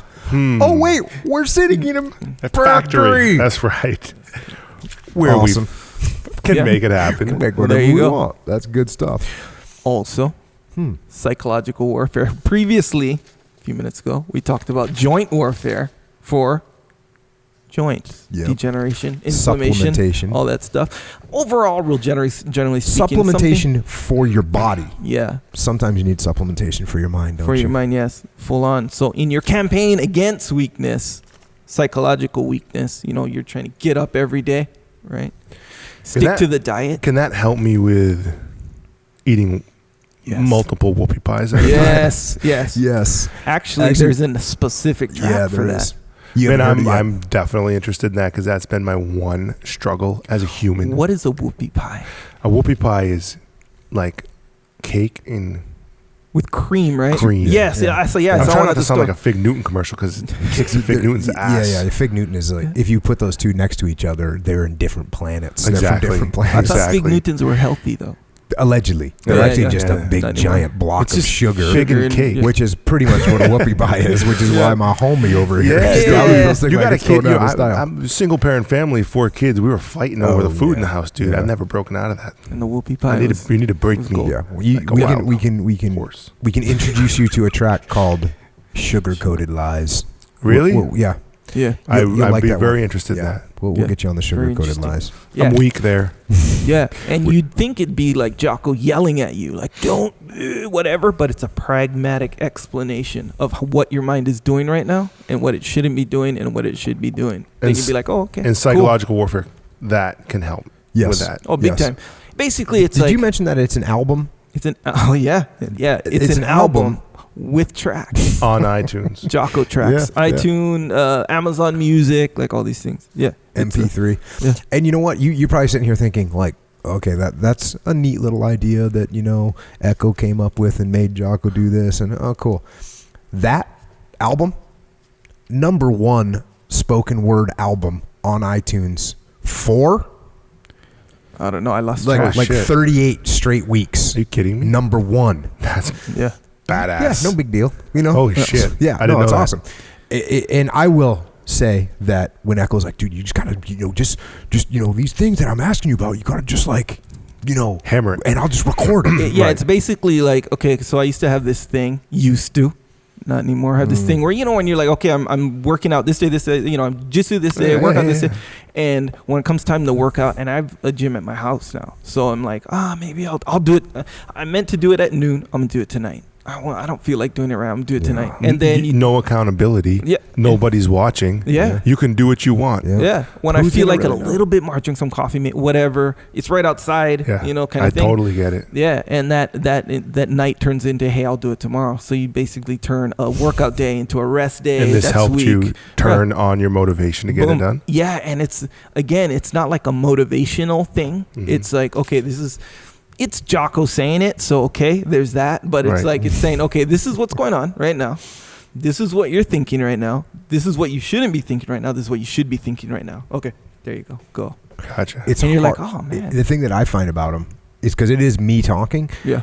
I find it they're very very tight arguments. Yeah, right? yeah, You don't yeah. get done listening and you go, you know what, man, I still find a little hole in this argument. I think Yeah. this one this one whoopie pie is not going to be Yeah, happy. yeah. No, you're It's like, cool. you know what, this is a big deal, Yeah. and I'm setting the whoopie pie aside. Yeah. You might be the ultimate test case. Yeah. I will be the ultimate. I don't care. I don't care who's around me. Yeah. Man, if I No get mercy. that craving for sugar. We were traveling the other day. What'd I get? Sweet tea. Oh, dang. Why?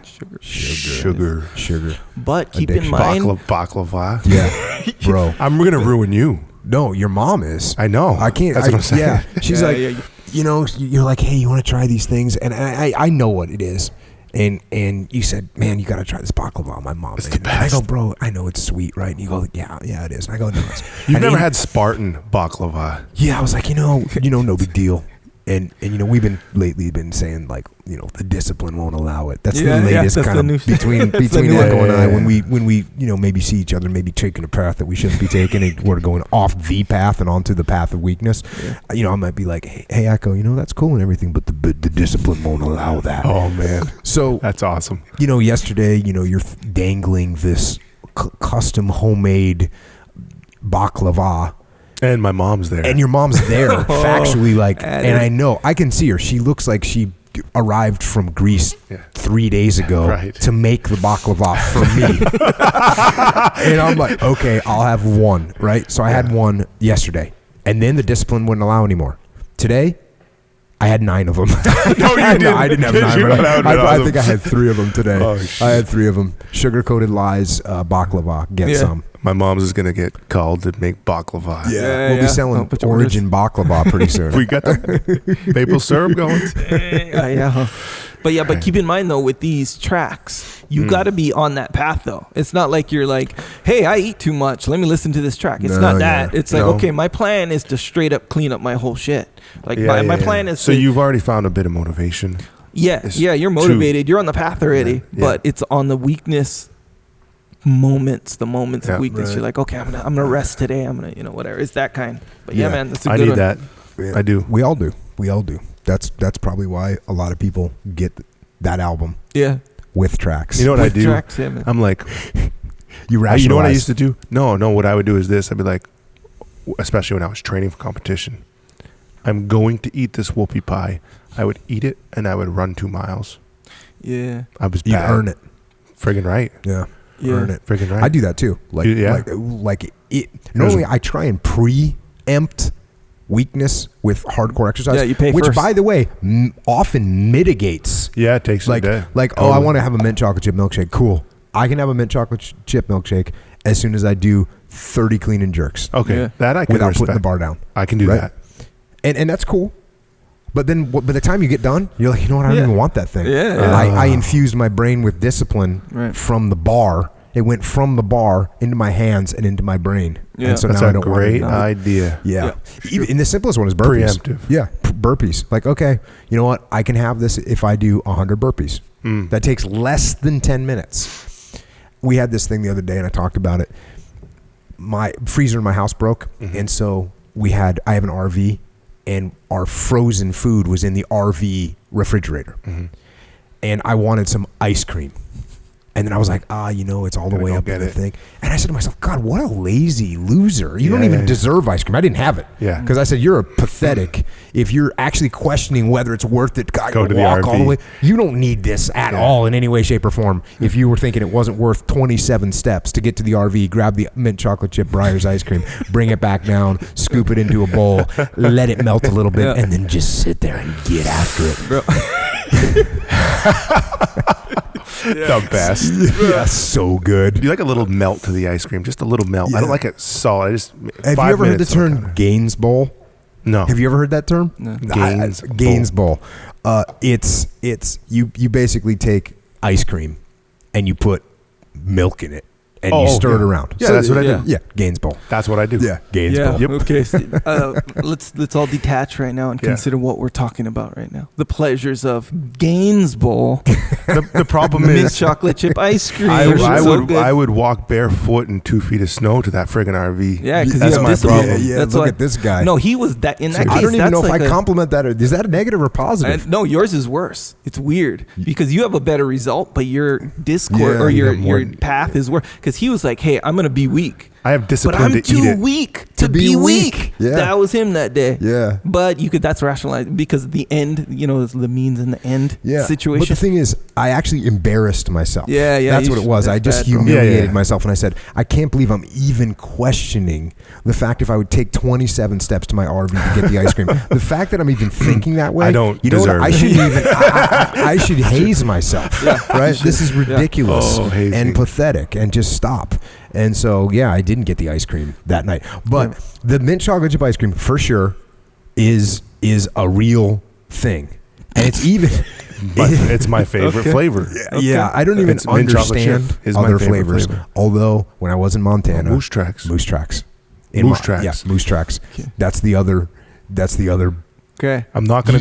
No, I I'm gonna- understand and I saw it and I dig it, but it's very surprising that you're talking about can, this right now. You can I close. dig it, by the way. You can close the Moose Track with a scoop of mint chocolate chip. I've never done that. That Right. sounds deranged. It's like like it would push me over the edge. Cheese mentally. and wine, grapes, Oh, man. cheese. Just Yeah. close it. It's just a Dude. finishing touch. Is that what, You're just a what we fat should kid. do? Is that what we should do now? Yeah, man. One of my buddies in the teens is a awesome guy, badass wrestler. Wrestled, was a champion wrestler in college, and was on the Olympic team. Didn't compete for a variety of reasons that I won't talk about. But he was friends with Dan Severn. You remember Danny Severn? Oh yeah, early UFC. And so I don't know why this just came to my mind. Oh, I know why I did. So he would say they knew each other. They were friends. And whenever he'd see Danny Severn was a heavyweight. And this buddy of mine was cutting weight, but he was a big guy. He was like, whatever, like 200 pounds. We had to cut to 190, whatever. And he would call Dan Severn a pot licker. Meaning What? like you're a guy that's over there. You're eating everything, and when you get done eating, you're licking the pot. yeah. Right. And I picture you with the smile you got on Yeah, your face. man, it's You are good. straight up pot licker. You get good. to the end of that bowl, you're like, oh, I'm getting the rest of this mint chocolate chip ice cream is getting into my belly now. My kids have followed the path of my wife, and they'll come up to me when I'm eating junk food, and they'll be like, "Dad, you got moobs." Dad, and they'll just grab that fat on my gut. You don't need that. Oh, they're brutal. Dang, That's kind of a psychological warfare Bad, situation. man. Yeah, It is. I'm surprised you're not Sometimes I like feel guilty. 84 pounds. I should be, huh? Yeah. It's scarred Yeah. mentally. Actually, well, what do we say? That's the freedom part. But the thing is, you got to be on the path. Right. So, like, yeah, you know how they say discipline equals freedom, right? Yeah, so, yeah. you grab the ice cream. Yeah. You're like, hey. and I had to pull that one. Yeah. For the first time, I was at a little like family get together, and it was a birthday party for a friend of the family, blah blah blah, and there was a grandmother there. So a grandmother of one of these kids that had a birthday party, blah blah blah. So, and she's a German woman. And she kind of knows what's going on a little bit with the game, with what's going on with everything. And so I'm sitting there, and there's like a straight up, this is rough. The ice cream cakes. Yes. And then you can get a mint chocolate Do chip ice I cream. know the ice cream cakes? So the cake is a mint chocolate chip ice cream cake. Talking to a right? fat kid, Yeah. man. So I'm talking to a pot licker. Yeah. So I'm like, okay, you know what? I'm gonna get some of that mint chocolate chip ice cream. It's got those I don't even know what it is. Those little black like crumb things that It's like an Oreo or something, something like that. like a cake That's Oreo. in there too. We're talking. This is a situation needs to be we need to get in on this thing real quick. And it's a little bit melted, so it's soft. So anyways, I'm cutting a piece of the cake. Not a big piece, not a small piece, but like a medium piece. Get it on my plate, stick my fork in it. And this German woman who's super cool, she's like, I thought you were about the discipline. And I was like, dang. And she called me out. And I looked at her and I said, you know what? I have the discipline, and that allows me to have freedom sometimes to eat mint chocolate chip ice cream cakes, which I'm about to do. Thank you. Have a nice day. That's what you just said. This is the freedom part. But like I said, you got to be on the path. You got to be in the game. Yeah, you can't just be like, this is the freedom part every single day. No. Doesn't work like Doesn't that. work that way. Also, Jocko white tea, you can get that. You know what it does. If you're going to start deadlifting again, you should drink a little bit more Jocko white tea because it will increase your deadlift to 8,000 pounds. And this is proven. Wow. Proven across the board. I'm on it. Everyone. Books. I got some books if you want to get them. Extreme Ownership. Book about leadership. Book about combat leadership. You can get that. You can get it for yourself, and you can get it for your team, and you can get it for above and below you in the chain of command. It's going to make your life easier when everyone's on board. If you got kids or kids, you can pick them up a book called Way of the Warrior Kid. And what that's going to do is going to lay out a path, actually. Yes. A path. Yeah. That a kid who doesn't have a path, most kids don't have a path. The book will give them the path, and the path leads them to being stronger, smarter, and better. So My daughter read it. She loved it. that is awesome. And she is an individual. And she speaks her mind. And I was like, Chloe, no, really, what did you think? She goes, I love that book. And she came up and she wanted you to sign it. Yeah. And she wanted me to get her copy back at home today, which I failed So at. we'll get it tomorrow or something? Yeah, we'll get it tomorrow. Awesome. I appreciate it. And yeah, straight up, like when you ask kids, how did you like it? Which I always ask kids how they like it. And because kids, like you said, kids are going to tell you the truth. Yeah, oh yeah. And so far, I have not had a kid go, marginal. Marginal.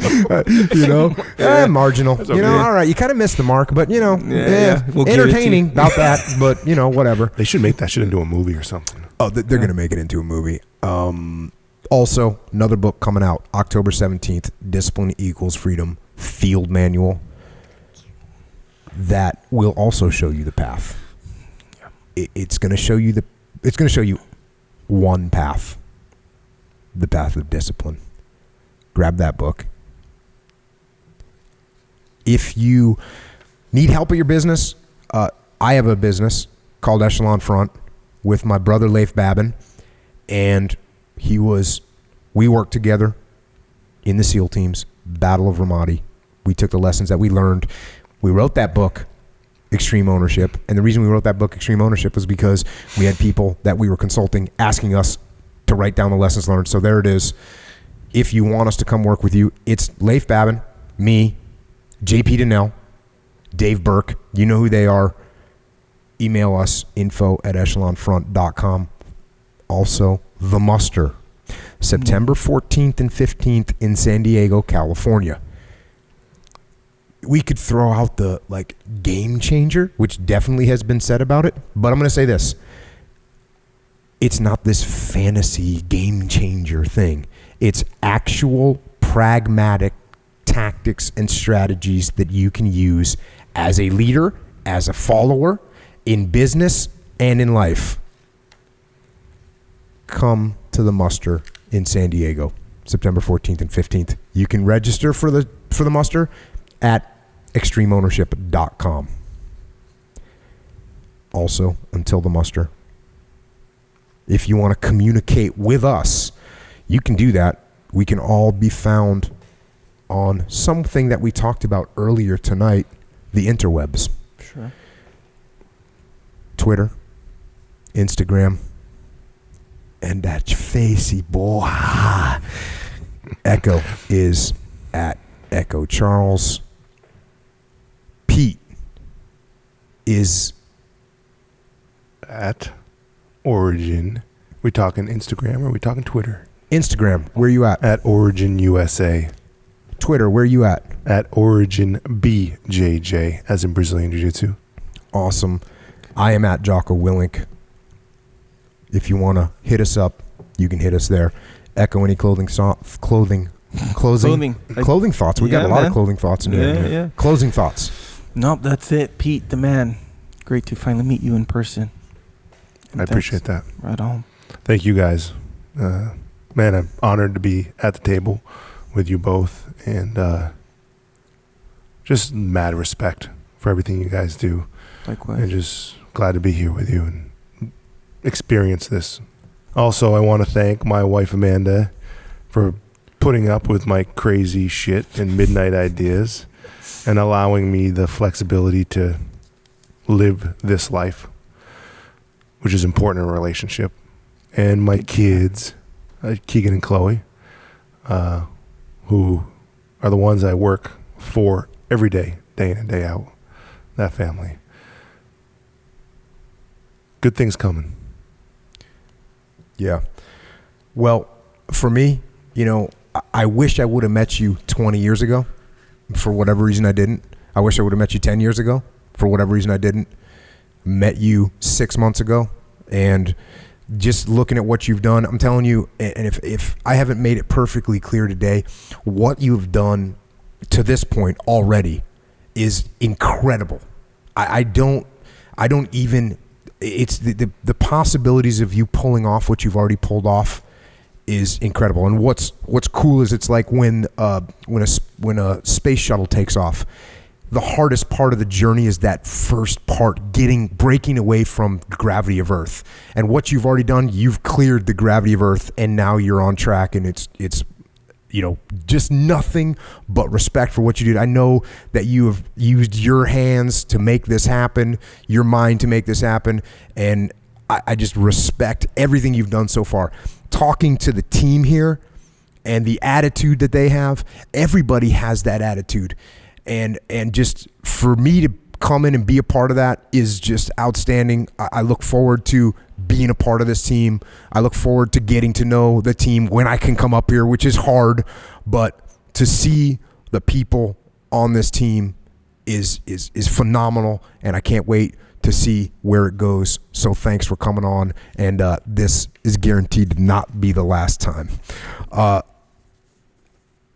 And of course, to the military folks overseas right now, thanks for allowing us to make this podcast. We could not make this podcast without your service and sacrifice.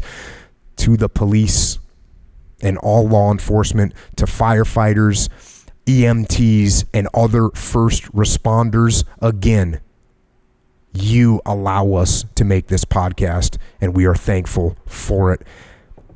And finally, and of course, to the working class of America, thanks for doing what you do day after day, working, sweating, bleeding, building calluses